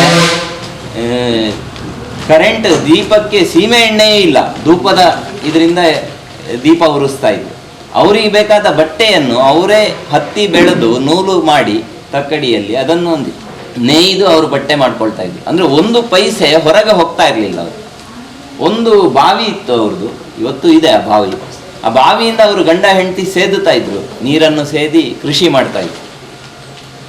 ಅವರ ಬಗ್ಗೆ, ಅವರ ಕೃಷಿಯನ್ನು ನೋಡಿ, ಒಂದು ಕಲ್ಲು ಮುಳ್ಳಿನ ಗುಡ್ಡವನ್ನು, ಬರಡನ್ನು ಹೇಗೆ ನಂದನವನ ಮಾಡಿದ್ರು ಅಂತ ನೋಡಿ ಅವರಿಗೆ ರಾಜ್ಯ ಕೃಷಿ ಪಂಡಿತ ಪ್ರಶಸ್ತಿ ಬಂತು. ಪ್ರಶಸ್ತಿ ಬಂದ ಮೇಲೆ ಸರ್ಕಾರ ಹೇಳಿತ್ತು ಅವರಿಗೆ, ನಿಮಗೆ ನಾವು 2 ಎಕರೆ ಭೂಮಿ ಇದೆ, ನಿಮಗೆ ಭೂಮಿ ಕೊಡ್ತೇವೆ ಅಂತ. ಆಗ ಅವ್ರು ಏನು ಹೇಳಿದ್ರು ಅಂದರೆ, ನನಗೆ ಕೊಡಬೇಡಿ, ನನಗೆ ಇಷ್ಟೇ ಸಾಕು ಭೂಮಿ. ಯಾರಿಗೆ ಭೂಮಿ ಇಲ್ಲ ಅಂಥವರಿಗೆ ಭೂಮಿ ಕೊಡಿ ಅಂತ. ಮಣಿಪಾಲದ TMA ಪೈ ಬಂದು ಹೇಳಿದರು, ನಿಮಗೆ ನಾನು ಪಂಪ್ ಕೊಡ್ತೇನೆ. ಇವತ್ತು ಪ್ರಗತಿಪರ ಅಂದರೆ ನಾವು ಆ ಹಂತಕ್ಕೆ ಬಂದಿದ್ದೇವೆ. ಪಂಪು ಬೇಡ ಹೇಳಿದರು. ಯಾಕಂದರೆ ಅಲ್ಲಿ ಇರುವ ನೀರು ಹೊಸರು, ಅದು ಇವರು ಇಬ್ಬರು ಸೇದಿದ್ರೆ ಮಾತ್ರ ಅಷ್ಟೇ ನೀರಿರುವುದು. ಅದನ್ನು ತಂಬಿಗೆಯಲ್ಲಿ ತಗೊಂಡೋಗಿ ಬುಡಗಳಿಗೆ ಹಾಕ್ತಾ ಇದ್ರು. ಪಂಪು ಬಂದ ತಕ್ಷಣ ನೀರು ಬಳಕೆ ಜಾಸ್ತಿ ಆಗಿಬಿಡ್ತದೆ, ನಮಗೆ ಗೊತ್ತಿಲ್ಲದ ರೀತಿಯಲ್ಲಿ. ಇವತ್ತೇ ನೋಡ್ತಾ ಇದ್ದೇವೆ ನಾವು, ಪಂಪು ಬಂದ ತಕ್ಷಣ ಬೋರ್ವೆಲ್ ತೆಗಿತೇವೆ. ಇದ್ದ ಗುಡ್ಡದಲ್ಲೆಲ್ಲ ಎಲ್ಲಿ ನೀರಾಶ್ರಯ ಇಲ್ಲ ಅಲ್ಲೆಲ್ಲ ಪ್ರಗತಿಪರ ಕೃಷಿ ಮಾಡ್ಲಿಕ್ಕೆ ಶುರು ಮಾಡಿದ್ದೇವೆ. ಹಾಗಾಗಿ ಬೋರಿನ ಮೇಲೆ ಬೋರು, ರೈತನ ಹಣ ಎಲ್ಲಿಗೆ ಹೋಗ್ತದೆ ಅಂದರೆ ವರ್ಷದಲ್ಲಿ 2-3 ಬೋರಿಗೆ ಲಕ್ಷಾಂತರ ರೂಪಾಯಿ ಈ ರಾಸಾಯನಿಕ ಗೊಬ್ಬರಗಳಿಗೆ, ಲಕ್ಷಾಂತರ ರೂಪಾಯಿ ಈ ಥರದ ಕೀಟನಾಶಕಗಳಿಗೆ, ಲಕ್ಷಾಂತರ ರೂಪಾಯಿ ಕೀಟನಾಶಕ ಬಳಸಿದ ನೀರು ಕುಡಿದಿರೋ ಕಾರಣಕ್ಕೆ ಆರೋಗ್ಯದ ಆಸ್ಪತ್ರೆಗಳಿಗೆ, ದೊಡ್ಡ ದೊಡ್ಡ ಆಸ್ಪತ್ರೆಗಳನ್ನು ಹೆಮ್ಮೆಯಿಂದ ಹೇಳ್ತೇವೆ, ನಮ್ಮಲ್ಲಿ ಭಾರಿ ದೊಡ್ಡ ಸೂಪರ್ ಸ್ಪೆಷಾಲಿಟಿ ಆಸ್ಪತ್ರೆ ಇದೆ ಅಂತ. ಯಾಕೆ ಅಂದರೆ ನಾವೇ ಮಾಡ್ಕೊಂಡಿರೋದು, ಸಹಜವಾಗಿ ಇರುವಂಥ ಜೀವನವನ್ನು ವ್ಯತ್ಯಾಸ ಮಾಡ್ಕೊಂಡಿರೋ ಕಾರಣಕ್ಕೆ ಇದನ್ನೆಲ್ಲ ಮಾಡಿಕೊಂಡು ಒತ್ತಡವನ್ನು ಜಾಸ್ತಿ ಮಾಡಿಕೊಂಡು ಇವತ್ತು ರೈತರು ಅಂದರೆ ಆತ್ಮಹತ್ಯೆ ಮಾಡ್ಕೊಳ್ತಾರೆ ಹೇಳ್ತಾರೆ. ಚೇರ್ಕಾಡಿ ರಾಮಚಂದ್ರಾಯರಂಥ ರೈತರು ಯಾರು ಸಾವಯವ ಸ್ವಾವಲಂಬಿ, ತಮ್ಮದೇ ಬೀಜ ತಮ್ಮದೇ ಗೊಬ್ಬರಕ್ಕೆ ಸ್ವಾವಲಂಬಿ ಆದ ರೈತರು ಯಾರು ಆತ್ಮಹತ್ಯೆ ಮಾಡ್ಕೊಳ್ಳಿಲ್ಲ ಇಡೀ ದೇಶದಲ್ಲಿ. ಈ ಪ್ರಗತಿಪರ ಅಂತ ಹೇಳೋ ಹೆಸರಲ್ಲಿ ಈ ಎಡವಟ್ಟನ್ನು ಯಾರು ತಮ್ಮದಾಗಿಸ್ಕೊಂಡ್ರು, ಪಕ್ಕದವನನ್ನು ನೋಡಿ ಅವ ಒಂದು ಬೋರ್ವೆಲ್ ಹಾಕಿದ ನಾನು ಹಾಕಬೇಕು ಅಂತ ಯಾರು ಹಾಕಿದ್ರು. ಈ ಸಾರಿ ಕಳೆದ ರಾಜ್ಯೋತ್ಸವದಲ್ಲಿ ಬಳ್ಳಾರಿಯ ಒಬ್ಬರು ಸಜ್ಜನ್ ಅಂತ ಹೇಳೋರು, ಕೂಡ್ಲಿಗಿಯವರು, ಅವರಿಗೆ ರಾಜ್ಯೋತ್ಸವ ಪ್ರಶಸ್ತಿ ಬಂತು. ಅವರು ಅನೇಕ ನಮ್ಮ ರೈತರು ಸೇರುವಾಗ ಅವರು ಸಿಗ್ತಾ ಇದ್ರು. ಅವರು ಹೇಳಿದರು, ಬಳ್ಳಾರಿಯವರಿಗೆ ನಮ್ಮಲ್ಲಿ 1 ತಿಂಗಳು ಮಳೆ ಬರಲಿಲ್ಲ ಅಂದರೆ ಬರ ಅಂತ ಹೇಳಿಬಿಡ್ತೇವೆ, ನಮಗಂತೂ ಬರ ಅಂತ ಹೇಳುವಂಥ ಕಲ್ಪನೆಯೇ ಇಲ್ಲ. ಆದರೆ ಕೋಲಾರ ಆ ಭಾಗದವರಿಗೆ ಒಂದಷ್ಟು ಬರದ ಕಲ್ಪನೆ ಇದೆ. ಅವರು ಬರದ ಬಗ್ಗೆ ಹೇಳಿದಾಗ ಇವರು ಹೇಳಿದರು, ಬಳ್ಳಾರಿಯಲ್ಲಿ ವರ್ಷಾನುಗಟ್ಟಲೆ ಮಳೆ ಬರುವುದಿಲ್ಲ ನಮಗೆ. ಎಲ್ಲರೂ ಬೋರ್ವೆಲ್ ತೆಗೆದ್ರು, ಆದರೆ ಇವರು ಒಂದು ಗಿಡವನ್ನು ಗಮನಿಸಿದ್ರು, ನೀರು ಇಲ್ಲದಿದ್ದಾಗಲೂ ಅದು ಬೆಳೀತಾ ಇದೆ ಅಂತ ನೋಡಿದ್ರು, ಅದರ ಮೌಲ್ಯವರ್ಧನೆ ಮಾಡಿದ್ರು. ಅದರಿಂದ ಏನು ಜಾಮು ಮಾಡುವಂಥದ್ದು, ಅದರಿಂದ ಉತ್ಪನ್ನಗಳನ್ನು ತಯಾರು ಮಾಡೋದು ಮಾಡಿದ್ರು. ಇವತ್ತು ಲಕ್ಷಾಂತರ ರೂಪಾಯಿ ಉದ್ಯಮ ಅವರು ಮಾಡಿದ್ದಾರೆ. ನೀರಿನ ಅಗತ್ಯ ಇಲ್ಲ, ಬೇಲದ ಹಣ್ಣಿನ ಜ್ಯೂಸ್ ಮಾಡಿದ್ರು, ಅದರ ಮೌಲ್ಯವರ್ಧನೆ ಮಾಡಿದ್ರು. ಈ ತರ ಅವರು ಹೊರಗೆ ಅವರ ಹಣ ಹೊರಗೆ ಹೋಗ್ಲಿಲ್ಲ. ಚೇರ್ಕಾಡಿ ರಾಮಚಂದ್ರಾಯರ ಬಗ್ಗೆನೂ ಹೇಳ್ತಾರೆ, ಅವರು ತೀರ್ಕೊಳ್ಬೇಕಾದ್ರೆ ಅವರ ಬ್ಯಾಂಕ್ ಬ್ಯಾಲೆನ್ಸ್ FD 85 ಲಕ್ಷ ಇತ್ತು. ಇವತ್ತು ಕೆಲವರು ಇವರು ಫೇಸ್ಬುಕ್ ಅಲ್ಲಿ ನೋಡಿದ್ರು ಗೊತ್ತಾಗುತ್ತೆ. ಸೀಗೆ ಪುಡಿ, ಸೀಗೆಯನ್ನು 70 ಸೆಂಟ್ಸ್ ಅಲ್ಲಿ ಬೆಳೆಯುವಂತ ಒಬ್ಳು ಮಹಿಳೆಯ ಬಗ್ಗೆ ಫೇಸ್ಬುಕ್ ಅಲ್ಲಿ ನೋಡಿದೆ. ವರ್ಷಕ್ಕೆ ಅದು ಮುಳ್ಳಿನ ಗಿಡ, ವರ್ಷಕ್ಕೆ ಕೆಲವೊಮ್ಮೆ ನೀರು ಮಳೆ ವ್ಯತ್ಯಾಸ ಆದ್ರೆ ಯಾವುದೇ ಅಸಲಿಲ್ಲದೆ, ಯಾವುದೇ ಬೋರ್ವೆಲ್ಗೆ ಗೊಬ್ಬರಕ್ಕೆ ಇದಿಲ್ಲದೆ ವರ್ಷದಲ್ಲಿ ಒಂದು 50,000 ಸೀಗೆ ಬೆಳೆ ಬರ್ತದೆ. ಹುಣಸೆ ಹುಳಿ ಬಗ್ಗೆ ಆ ಭಾಗದ ರೈತರು ಹೇಳ್ತಾರೆ. ಒಂದು ಸಂಸ್ಥೆ ಇದೆ ಅಲ್ಲಿ, ಡಾಕ್ಟರ್ ಜಯಶ್ರೀ ಅಂತ ಇದ್ದಾರೆ. ಅವರು ಹೇಳಿದ್ರು, 1 kg ಗೋವಿನ ಸೆಗಣಿಗೆ 50 ರೂಪಾಯಿ, 1 ಲೀಟರ್ ಗೋಮೂತ್ರಕ್ಕೆ 50 ರೂಪಾಯಿ ಅಂತ ಅವರು ನಿಶ್ಚಯ ಮಾಡಿದ್ದಾರೆ. ನಮ್ಮಲ್ಲಿ ಇಲ್ಲೇ ಪಕ್ಕದಲ್ಲಿ ಪಜೀರು ಗೋಶಾಲೆ ಇದೆ. ಅವರು ಫೋನ್ ಮಾಡಿ ಕೇಳ್ತಾರೆ, ಯಾರಿಗಾದ್ರೂ ರೈತರಿಗೆ ಸೆಗಣಿ ಬೇಕಾದ್ರೆ ಹೇಳಿ, ಲೋಡ್ ಗಟ್ಲೆ ಇದೆ ಅಂತ. ನಮಗೆ ನಂಬಿಕೆ ಇಲ್ಲ ನಮ್ಮಲ್ಲಿ. ನಮ್ಮ ಊರಿನವರೊಬ್ಬರು ಮೊನ್ನೆ ಫೋನ್ ಮಾಡಿದ್ರು, ಬಳ್ಳಾರಿಯಿಂದ ಬರುವಂತ ಇದು ಆಡಿನ ಹಿಕ್ಕೆ ಅಥವಾ ಕುರಿ ಹಿಕ್ಕೆ, ಅದು ಯಾರು ತಂದು ಕೊಡ್ತಾರೆ ಅಂತ. 12 ಚಕ್ರದ ಲಾರಿಯಲ್ಲಿ ಅಷ್ಟು ದೂರದ ಬಳ್ಳಾರಿಯಿಂದ ಇಲ್ಲಿಗೆ ಬರ್ತದೆ. ಅದನ್ನು ನಾವು ಭೂಮಿಗೆ ಹಾಕ್ತೇವೆ. ನಂತರ ಪುನಃ ವಾಟ್ಸಪ್ ಅಲ್ಲಿ ಚರ್ಚೆ ಮಾಡ್ತೇವೆ, ಹಳದಿ ಬಣ್ಣದ ಹೂ ಇದೆ, ಅದು ನಾಶ ಮಾಡ್ಲಿಕ್ಕೆ ಆಗುದಿಲ್ಲ. ಮತ್ತೆ 30-40 ಸಾವಿರ ಯಾವ್ದು ವೀಡ್ ಕಟ್ಟರ್ ನಾವು ಖರ್ಚು ಮಾಡ್ತೇವೆ ನಾವು. ಆದ್ರೆ ನಮ್ಮಲ್ಲೇ ಇರುವ ಗೋವಿನ ಸೆಗಣಿ ಬಗ್ಗೆ ನಮಗೆ ನಂಬಿಕೆ ಇಲ್ಲ. ಈಗ ಛತ್ತೀಸ್ಗಢ ಸರ್ಕಾರ ಗೋವಿನ ಸೆಗಣಿಗೆ ಕೆಜಿಗೆ 2 ರೂಪಾಯಿಗೆ ಖರೀದಿ ಮಾಡ್ತಾ ಇದೆ. ನಾವೀಗ ಗೋವಿನ ಸೆಗಣಿ ಕೊಡೋದು 90 ಪೈಸೆಯಿಂದ 1 ರೂಪಾಯಿಯೂ ಕೊಡೋದಿಲ್ಲ. ಒಂದು ಬಟ್ಟಿ ಗೋವಿನ ಸೆಗಣಿ 40 ರೂಪಾಯಿಂದ 50 ರೂಪಾಯಿಗೆ ಸಿಗ್ತದೆ. ಅಷ್ಟು ಶ್ರೇಷ್ಠ ಗೊಬ್ಬರ ಇನ್ನೊಂದಿಲ್ಲ. ಹೊರಗಡೆ ಮೇದು ಬಂದ ಗೋವಿನ ಸೆಗಣಿ ಆದ್ರೆ ಇನ್ನೂ ಶ್ರೇಷ್ಠ, ದೇಶಿ ತಳಿ ಆದ್ರೆ ಶ್ರೇಷ್ಠ, HF ಜರ್ಸಿದ್ದು ಯೂರಿಯಾಕ್ಕಿಂತ ಶ್ರೇಷ್ಠ. ಬೆಂಗಳೂರಲ್ಲಿ ಒಬ್ರು ತ್ಯಾಗರಾಜ ನಗರದಲ್ಲಿ ಗೋವು ಸಾಕ್ತಾ ಇದ್ದಾರೆ. ಅವರು ಮೊನ್ನೆ ಹೋದಾಗ ಹೇಳಿದ್ರು, HF ಜರ್ಸಿಯ ಗೋಮೂತ್ರ ಏನಿದೆ ಅದನ್ನು ಚರ್ಮ ರೋಗ, ಲಕ್ಷಾಂತರ ರೂಪಾಯಿ ಸ್ಕಿನ್ ಸ್ಪೆಷಲಿಸ್ಟ್ ಹತ್ರ ಹೋಗಿ ಅವರು ಗುಣ ಆಗದ ಇದು ಚರ್ಮ ರೋಗ ಅದ್ರಲ್ಲಿ ಗುಣ ಆಯಿತು ಅಂತ. ನಾರಾಯಣ್ ರೆಡ್ಡಿ ಅಂತ ನಾವು ಹೆಸರು ಕೇಳಿರ್ಬೋದು, ಈಗ ಇಲ್ಲ ಅವರು. ಅವರು ತುಂಬಾ ಕಟುವಾಗಿ ಮಾತಾಡ್ತಾ ಇದ್ರು. ಸಾವಯವ ಕೃಷಿಯ ಒಬ್ಬ ಸಂತ ಅವರು ಕೂಡ. ಅವರು ಸೆಗಣಿಯನ್ನು ನಾನು ಈ ತರದ ಶಾಲಲ್ಲಿ ಹೊತ್ಕೊಂಡು ಹೋಗ್ತೇನೆ ಅಂತ ಹೇಳಿದ್ರು. ಅಂದ್ರೆ ಎಲ್ಲಾದ್ರೂ ದಾರಿಯಲ್ಲಿ ಬರ್ಬೇಕಾದ್ರೆ ನನ್ನ ಅಲ್ಲಿ ಏನು ಸೆಗಣಿ ಹೆಕ್ಕಿಕೊಳ್ಳಿಕ್ಕಿಲ್ಲ ಅಂತಾದ್ರೆ, ಮೊದ್ಲೆಲ್ಲ ಸಹಜವಾಗಿ ಸೆಗಣಿ ಬಿದ್ದಿದ್ರೆ, ಈಗ ಗೋವು ಹೊರಗೆ ಹೋಗುವ ಸ್ಥಿತಿಯೇ ಇಲ್ಲ ನಮ್ಮಲ್ಲಿ. ಯಾಕಂದ್ರೆ ಹೋದ್ರೆ ಮತ್ತೆ ವಾಪಸ್ ಬರ್ತದೆ ಅಂತ ಹೇಳುವಂತ ಗ್ಯಾರಂಟಿ ಇಲ್ಲ. ಆದ್ರೆ ಸೆಗಣಿ ಅಷ್ಟು ಶ್ರೇಷ್ಠ. ನಾನೊಂದು 8 kg ಅಷ್ಟು ಸೆಗಣಿಯನ್ನು ಈ ಶಾಲಲ್ಲೇ ಹೊತ್ಕೊಂಡು ಬರ್ತೇನೆ ಅಂತ ಹೇಳಿದ್ರು ಅವರು, ಮನೆಯ ದಾರಿಯಲ್ಲಿ. ಆ ತರ ಹೊತ್ಕೊಂಡು ಬಂದು ಬುಡಕ್ಕೆ ಹಾಕಿ, ಅದರಷ್ಟು ಶ್ರೇಷ್ಠ ಗೊಬ್ಬರ ಇಲ್ಲ.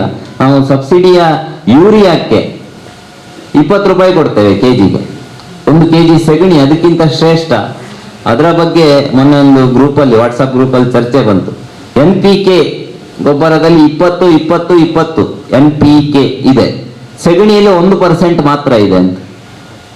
ನಮ್ಮ ತಲೆಯಲ್ಲಿ ಏನು ತುಂಬಿದೆ ಅಂತ ಗೊತ್ತಿಲ್ಲ. ಆಧುನಿಕತೆ ಹೆಸರಲ್ಲಿ ನಾವು ನಿಜವಾಗಿ ಮಣ್ಣಿನಲ್ಲಿ ಪರೀಕ್ಷೆ ಮಾಡಬೇಕು. ಮಣ್ಣಿನಲ್ಲಿ ಹಿಡಿದಿಟ್ಟುಕೊಳ್ಳುವ ಶಕ್ತಿ. ಇವತ್ತು ನಮ್ಮ ದಕ್ಷಿಣ ಕನ್ನಡ ಜಿಲ್ಲೆಯಲ್ಲಿ ಅತ್ಯಂತ ಹೆಚ್ಚು ಮಳೆ ಆಗ್ತದೆ, ಆದ್ರೆ ಬೇಸಿಗೆ ಬಂದಾಗ ನೀರಿಲ್ಲ. ಪಂಚಾಯತಿಗೆ ದೊಡ್ಡ ಸಮಸ್ಯೆ ಅಂದ್ರೆ ಕೋರ್ಟಿಗೆ ಹೋದಾಗ ನೀರಿನ ಸಮಸ್ಯೆಯನ್ನು ಪರಿಹಾರ ಮಾಡುವುದು ಹೇಗೆ ಅಂತಲೇ ಸಮಸ್ಯೆ. ನಾವೆಲ್ಲ ಪ್ರಗತಿಪರ ಕೃಷಿಕರು ಬೋರಿನ ಮೇಲೆ ಬೋರು ಹಾಕಿ ಕೃಷಿ ಮಾಡಿ ಮೊದಲು ಗದ್ದೆ ಮಾಡ್ತಾ ಇದ್ದೇವೆ. ಈಗ ವಾಣಿಜ್ಯ ಕೃಷಿಗೆ ಹೋಗಿದ್ದೇವೆ. ಮಳೆ ಆಶ್ರಿತ ಕೃಷಿಯಿಂದ ಇದಕ್ಕೆ ಹೋಗಿದ್ದೇವೆ. ಆ ಕಾರಣಕ್ಕೆ ಅಂತರ್ಜಲ ಬತ್ತಿ ಹೋಗಿದೆ. ಸಾವಿರಾರು ಕೋಟಿ ಸಬ್ಸಿಡಿ ಕೊಟ್ಟಿರುವಂತ ಯೂರಿಯಾ ಹಾಕಿದ ಕಾರಣಕ್ಕೆ ನಮ್ಮ ಮಣ್ಣು ಏನಾಗಿದೆ ಅಂದ್ರೆ, ನಾವು ಮೈದಾವ 1 kg ಮೈದಾವನ್ನು ಹಿಟ್ಟು ಕಲಸಿದ್ರೆ, ಅಥವಾ ಗೋಧಿಯನ್ನು 1 kg ಹಿಟ್ಟು ಕಲಸಿ ಅದಕ್ಕೆ ನೀರು ಎರೆದ್ರೆ ಏನಾಗ್ತದೆ, ಅದು ಗೋಧಿಯನ್ನು ಇದು ಮಾಡಿಕೊಂಡು ಕೊಚ್ಚಿಕೊಂಡು ಬಿಳಿಯಾದ ನೀರು, ಗೋಧಿ ಮಿಶ್ರಿತ ನೀರು ಹೊರಗೆ ಹೋಗ್ತದೆ. ಹೌದಾ? ನೀರನ್ನು ಹಿಡಿದಿಟ್ಕೊಳ್ಳೋದಿಲ್ಲ. ಅದೇ 1 kg ಬ್ರೆಡ್ಡಿಗೆ ನೀವು ನೀರು ಹಾಕಿದ್ರೆ ಏನಾಗುತ್ತೆ? ನೀರೆಲ್ಲ ಹಿಡಿದಿಟ್ಕೊಳ್ತು. ನಮ್ಮ ಸಾವಯವ ಗೊಬ್ಬರ ಹಾಕಿದಂತ ಮಣ್ಣು, ಅದಕ್ಕೆ ಯಾವುದೇ ಮಣ್ಣಿನ ಪರೀಕ್ಷೆ ಬೇಡ. ವೈವಿಧ್ಯಗಳು ಜಾಸ್ತಿ ಆಗಿಬಿಡ್ತದೆ, ತನ್ನಿಂತಾನೇ ಜಾಸ್ತಿ ಆಗುತ್ತೆ. ನಾವು ಮಣ್ಣನ್ನು ನೋಡಿದ್ರೆ ಸಾಕಾಗುತ್ತೆ. ಈ ಸ್ಲರಿ ಮೂಲಕ ಹೋಗಿರುವಂತ ತರಕಾರಿ ಬೀಜ ಬಂದು 100 ಕುಂಬಳಕಾಯಿಗಳು, ಇದು ಸಹಜವಾಗಿ ಆಗ್ತದೆ. ಇವತ್ತು ತರಕಾರಿ ಬೀಜ ಅದು ಮೊಳಕೆ ಆಗೋದೇ ಕಷ್ಟ, ಅದನ್ನು ಮೇಲಕ್ಕೆ ಬೆಳೆಸೋದು ಕಷ್ಟ. ಸ್ವಲ್ಪ ಏನಾದ್ರೂ ಹವಾಮಾನದಲ್ಲಿ ವ್ಯತ್ಯಾಸ ಆದ್ರೆ ಪೂರ್ತಿ ಹುಳ ಬಂತು, ಇದು ಬಂತು. ಅಂದ್ರೆ ಸಮಸ್ಯೆಯ ಸುಳಿಯಲ್ಲಿ ನಾವು ನಮ್ಮ ಮೂಲ ಕೃಷಿಯ ಪದ್ಧತಿ ವ್ಯತ್ಯಾಸ ಮಾಡಿದ ಕಾರಣಕ್ಕೋಸ್ಕರ ನಾವು ಸಮಸ್ಯೆಯ ಸುಳಿಯಲ್ಲಿ ಬಿದ್ದಿದ್ದೇವೆ. ಇದನ್ನು ಹೇಳಿದ್ದನ್ನೆಲ್ಲ ಕೇಳುವ, ನಮ್ಮ ಭೂಮಿಗೆ ಹೇಗೆ ಇಳಿಸ್ಬೇಕು, ಇದರ ನಮ್ಮ ಸುತ್ತಲಿನ ರೈತರನ್ನು ಕೂಡ ಒಂದು ತಿಂಗಳಿಗೆ 1 ಬಾರಿ ನಾವು ಸುತ್ತಲಿನ ಒಂದು 10 ರೈತರು ಒಬ್ಬೊಬ್ಬರ ಮನೆಯಲ್ಲಿ ಸೇರುವುದರ ಮೂಲಕ, ಪರಸ್ಪರ ಚರ್ಚೆ ಮಾಡೋದ್ರ ಮೂಲಕ, ಯಾವುದು ಸರಿ ಯಾವುದು ತಪ್ಪು, ನಾನೇನೋ ಹೇಳಿದೆ ಅಂತ ಹೇಳಿದ್ದನ್ನೇ ಪ್ರಮಾಣ ಅಂತ ತಗೊಳ್ಬಾರ್ದು. ಆದ್ರೆ ನನ್ನ ಭೂಮಿಯಲ್ಲಿ ಅದನ್ನು ನೋಡ್ತೇನೆ. ನಾನು ಗೋವು ಸಾಕ್ತಾ ಇಲ್ಲ, ಪಕ್ಕದಲ್ಲೊಂದು ಗೋಶಾಲೆ ಇದೆ, ಪಕ್ಕದಲ್ಲಿ ಗೋವು ಸಾಕುವಂತ ರೈತ ಇದ್ದಾನೆ. ಅವನಿಗೆ ಅದರ ಬೆಲೆಯನ್ನು ಕೊಟ್ಟು ಅವನಿಗೆ ಅವನ ಭೂಮಿಗೆ ಹಾಕಿ ಮಾರಾಟಕ್ಕಿದೆ ಅಂತ ಆದ್ರೆ ಅದನ್ನು ಖರೀದಿ ಮಾಡ್ತಾನೆ. ಯಾವುದೇ ಗೋಹತ್ಯಾ ನಿಷೇಧ ಈ ದೇಶದಲ್ಲಿ ಅಗತ್ಯ ಇಲ್ಲ. ಯಾವಾಗ ಸೆಗಣಿ ಮತ್ತೆ ಗೋಮೂತ್ರ, ಆಗ ನಾನು ನಾರಾಯಣ ರೆಡ್ಡಿ ಬಗ್ಗೆ ಹೇಳಿದೆ, ಅವ್ರು ಹೇಳಿದ್ರು, ಸ್ಪಷ್ಟವಾಗಿ ಹೇಳಿದ್ರು, ಯಾವುದೇ ಕೀಟನಾಶಕದ ಅಗತ್ಯ ಇಲ್ಲ. ಸಂಜೆ 4 ಗಂಟೆ ನಂತರ 1 ಲೀಟರ್ ಗೋಮೂತ್ರಕ್ಕೆ 5 ರಿಂದ 10 ಲೀಟರ್ ನೀರನ್ನು ಸೇರಿಸಿ ನೀವು ಸಿಂಪಡಣೆ ಮಾಡಿದ್ರಿ ಅಂತಾದ್ರೆ ಯಾವುದೇ ಕೀಟ ಬಾಧೆ ಅದು ನಿವಾರಣೆ ಆಗುತ್ತೆ. ಇಂಥ ಪ್ರಯೋಗನೇ, ನಮ್ಮಲ್ಲಿರುವ ಅಮೃತವನ್ನು ಇಟ್ಕೊಂಡು ಇಂಥ ಪ್ರಯೋಗವನ್ನು ಮಾಡದೆ, ಹೊರಗಡೆ ಇದೆ ಹೊರಗಿಂದ ತರಬೇಕು, ಹೊರಗಿಂದ ಹಾಕಿದ್ರೆ ಮಾತ್ರ ಒಳ್ಳೆ ಬೆಳೆ ಬರ್ತದೆ. ಇವತ್ತು ಟಿಶ್ಯೂ ಕಲ್ಚರ್ ಅಂತ ಗಿಡಗಳು ಬರ್ತಾರೆ. ಒಂದು ಬಾಳೆ ಗಿಡಕ್ಕೆ 50 ರೂಪಾಯಿ, 90 ರೂಪಾಯಿ, 100 ರೂಪಾಯಿ ಇದೆ. ಅದನ್ನು ನೆಟ್ಟು ಅದರಲ್ಲಿ 40 ರೂಪಾಯಿ ಗೊನೆ ಬಂದ್ರೆ ರೈತ ಏನ್ ಮಾಡ್ಬೇಕು? ಸಾಲ ಕಟ್ಲಿಕ್ಕೆ ಆಗೋದಿಲ್ಲ, ಆತ್ಮಹತ್ಯೆ ಮಾಡ್ಕೊಳ್ಳೇಬೇಕು. ಅದೇ ಸಹಜವಾಗಿ ಬಂದಿರುವ ಕದಳಿ ಕೂರ್ಲೆ, ಅದಕ್ಕೆ 1 ರೂಪಾಯಿ ಖರ್ಚಿಲ್ಲ. ಅದನ್ನು ನೆಟ್ಟು ಅದರಲ್ಲಿ 20 ರೂಪಾಯಿ ಗೊನೆ ಬಂದ್ರು 20 ರೂಪಾಯಿ ಪ್ಲಸ್. ಈ ರೀತಿಯ ಸಣ್ಣ ಚಿಂತನೆಯು ನಮ್ಮಲ್ಲಿ ಇಲ್ಲದಿರುವ ಕಾರಣಕ್ಕೆ ಇವತ್ತು ಅದು ವ್ಯಾಪಕ ಆಗ್ತಾ ಇದೆ. ಅದರ ಹೆಸರೇ ಸಾವಯವ ಕೃಷಿ, ಅದರ ಹೆಸರೇ ಜೈವಿಕ ಕೃಷಿ, ಅದರ ಹೆಸರೇ ಸಹಜ ಕೃಷಿ. ಮಾಡುವ ಪದ್ಧತಿಗಳಲ್ಲಿ ವ್ಯತ್ಯಾಸ ಇರ್ಬೋದು. ಭಾರಿ ಸೂತ್ರ ಅಂದ್ರೆ ರೈತನ ಹಣ ಅದು ಹೊರಕ್ಕೆ ಹರಿಬಾರ್ದು. ಅವ ಗೊಬ್ಬರದ ದೃಷ್ಟಿಯಿಂದ ಸ್ವಾವಲಂಬಿ ಆಗ್ಬೇಕಾ? ಗೋವನ್ನು ಸಾಕ್ಬೇಕು, ಆಡನ್ನು ಸಾಕ್ಬೇಕು, ಕುರಿಯನ್ನು ಸಾಕ್ಬೇಕು. ಇಲ್ಲ ನನ್ನ ಹತ್ರ ಇಲ್ಲವೇ ಇಲ್ಲ ಅಂತ ಆದ್ರೆ ಸಾಕುವವರ ಕೈಯಿಂದ ತಗೊಂಡು ಬಂದಾದ್ರೆ ಅದನ್ನು ಬಳಕೆ ಮಾಡಬೇಕು. ಎಲ್ಲೋ ಬಳ್ಳಾರಿಯಿಂದ 12 ಚಕ್ರದ ಲಾರಿಯಲ್ಲಿ ಬರುವಂತ ಕುರಿ ಹಿಕ್ಕೆಯನ್ನು ಬಳಸುವುದಲ್ಲ, ಎಲ್ಲೋ MCF ಅಲ್ಲಿ ತಯಾರಾದಂತ ಭೂಮಿಯನ್ನು ಮರುಭೂಮಿ ಮಾಡುವಂತ NPK ಹಾಕುವುದಲ್ಲ. ಆ ರೀತಿಯ ಜ್ಞಾನ, ಆ ರೀತಿಯ ಕಾರಣಕ್ಕೋಸ್ಕರ ಇವತ್ತು ಸಿಂಧನೂರು ನಮಗೆ ಹೆಚ್ಚು, ಈಗ ಅಲ್ಲೂ ಇಲ್ಲೂ ಅಕ್ಕಿ ಬರ್ತಾ ಇಲ್ಲ ನಮ್ಮ ಮಿಲ್లుಗಳಿಗೆ. ಅಲ್ಲಿ ಈಗ ಕ್ಯಾನ್ಸರ್ 40 ವರ್ಷದ ಮೇಲಿನವರು ಬದುಕುವುದೇ ಇಲ್ಲ. ಅಲ್ಲಿ ಹಟ್ಟಿಗೂ ಸೊಳ್ಳೆ ಪರದೆ, ಡಾಕ್ಟರ್ ಅಲ್ಲಿ ಹೋಗಿದಾರ ಗೊತ್ತಿಲ್ಲ, ಸಿಂಧನೂರಲ್ಲಿ ಹಟ್ಟಿಗೂ ಸೊಳ್ಳೆ ಪರದೆ ಹಾಕ್ತಾರೆ. ಯಾಕಂದ್ರೆ ಸೊಳ್ಳೆ ಕಚ್ಚಿದ್ರೆ ಗೋವು ಸಾಯ್ತು, ಅಷ್ಟು ಕಲುಷಿತ ಆಗಿದೆ. ಯಾಕೆಂದ್ರೆ ಅಲ್ಲಿಯ ಬಾಸ್ಮತಿ, ಅಲ್ಲಿಯ ಗದ್ದೆಗಳಿಗೆ ಈ ರಾಸಾಯನಿಕ ಹಾಕಿರುವ ಕಾರಣ. ಪಂಜಾಬ್ ಅಲ್ಲಿ ಕ್ಯಾನ್ಸರ್ ಟ್ರೈನ್ ಅಂತಲೇ ಹೋಗುತ್ತೆ. ಯಾಕಂದ್ರೆ ಈ ವಿಷವನ್ನು ಈ ಭೂಮಿಗೆ ಹಾಕಿರೋ ಕಾರಣಕ್ಕೆ, ವಿಷವನ್ನು ಹಾಕಿ ಯಾರು ಕೂಡ ಅಮೃತ ಪಡಿಲಿಕ್ಕೆ ಸಾಧ್ಯ ಇಲ್ಲ.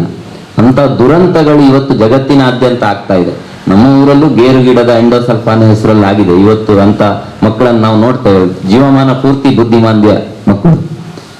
ಇವತ್ತು ಸಣ್ಣ ವಿಜ್ಞಾನದ ಪ್ರಕಾರ ಸಣ್ಣ ಮಕ್ಕಳಿಗೆ BP ಬರುವ ರೀತಿ ಇಲ್ಲ ಅಂತೆ, ಒಬ್ರು ಡಾಕ್ಟರ್ ಮಾತಾಡ್ತಾ ಹೇಳಿದ್ರು. ಆದ್ರೆ ಈಗ ಸಣ್ಣ 4 ವರ್ಷದ ಮಗುವಿಗೂ BP ಬರ್ತಾ ಇದೆ. ಹಾಲಿನ ಕಾರಣಕ್ಕೋಸ್ಕರ A1 A2 ಅಂತ ಇವತ್ತು ಹಾಲಿನಲ್ಲಿ ಕಾನ್ಸೆಪ್ಟ್ ಇದೆ. A2 ಅಂದ್ರೆ ನಮ್ಮ ದೇಶಿ ದನದ ಹಾಲು, ದೇಶಿಯಲ್ಲೂ ಕೆಲವೊಮ್ಮೆ A1 ಬರ್ತದೆ ಅಂತ ಹೇಳ್ತಾರೆ. ಕೇವಲ A1 ದೇಶಿ ಮಾತ್ರ ಅಲ್ಲ, ಹಾಲಿನಲ್ಲಿ ಬರುವಂತ ಈ ತರ ಅವರು ಹೇಳಿದ್ರು ಆಕ್ಸಿಟೋಸಿನ್, ಅದು ಹೆಚ್ಚು ಇಳಿಸ್ಲಿಕ್ಕೋಸ್ಕರ ಇದು ಮಾಡ್ತಾರೆ.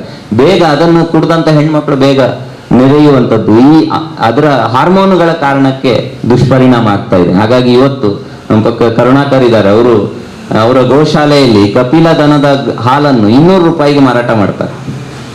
ಅಲ್ಲಿದ್ದಾರೆ 2ನೇ ಗೋಶಾಲೆ ಇದೆ, ಒಂದು 200ರಷ್ಟು ಗೋವುಗಳಿದ್ದಾವೆ. ದೇಶಿ ದನದ ಹಾಲಿಗೆ 100 ರೂಪಾಯಿ ಇದೆ ಇವತ್ತು. KMF ಅಲ್ಲೂ ಈಗ 80 ರೂಪಾಯಿ ಖರೀದಿ ಮಾಡೋದು ಅಂತ ಇದು ಮಾಡಿದ್ದಾರೆ. ಅಂದ್ರೆ ಅಮೃತ ಸಮಾನವಾದಂತ ಹಾಲು ದೇಶಿ ದನ. ಈ ರೀತಿಯ ಪದ್ಧತಿ ಏನಿದೆ, ನಾವೇನು ಹೊಸನ್ನು ಕಲಿಬೇಕಾಗಿಲ್ಲ. ನಮ್ಮ ಪೂರ್ವಜರು ಏನ್ ಮಾಡ್ತಾ ಇದ್ರು ಅದು ಸರಿ ಇದೆ ಅಂತ ಒಪ್ಪಿಕೊಂಡು ನಮ್ಮ ಭೂಮಿಯಲ್ಲಿ ಆ ಪ್ರಯೋಗವನ್ನು ಮಾಡಿಕೊಂಡು ನಾವು ಸ್ವಾವಲಂಬಿಯಾಗುವ ದಿಕ್ಕಲ್ಲಿ ನಡೆಯುವುದೇ ಸಾವಯವ ಕೃಷಿ ಅಂತ ಹೇಳ್ತಾ ನನ್ನ ಮತ್ತಿತ್ತು.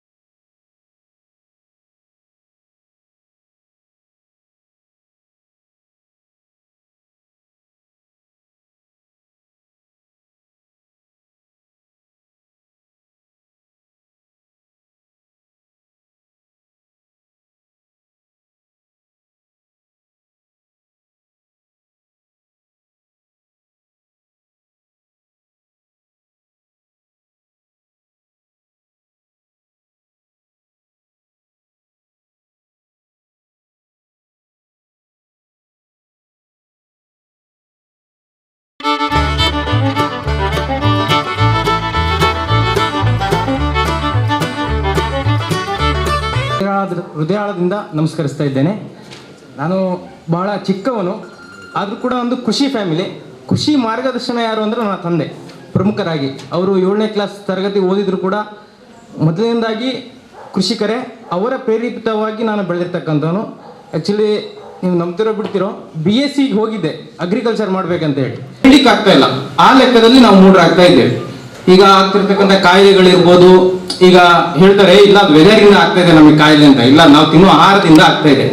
ಹಾಗಾಗಿ ಆಕ್ಚುಲಿ ನಾವು ಕೂಡ ಕೃಷಿ ಫ್ಯಾಮಿಲಿಯಿಂದ ಆಗ್ತಕ್ಕಂಥ ಒಂದು 100 ಚೀಲ ಭತ್ತ ಬೆಳೀತಾ ಇದ್ವಿ, ಅಡಿಕೆ, ಶುಂಠಿ ಎಲ್ಲ.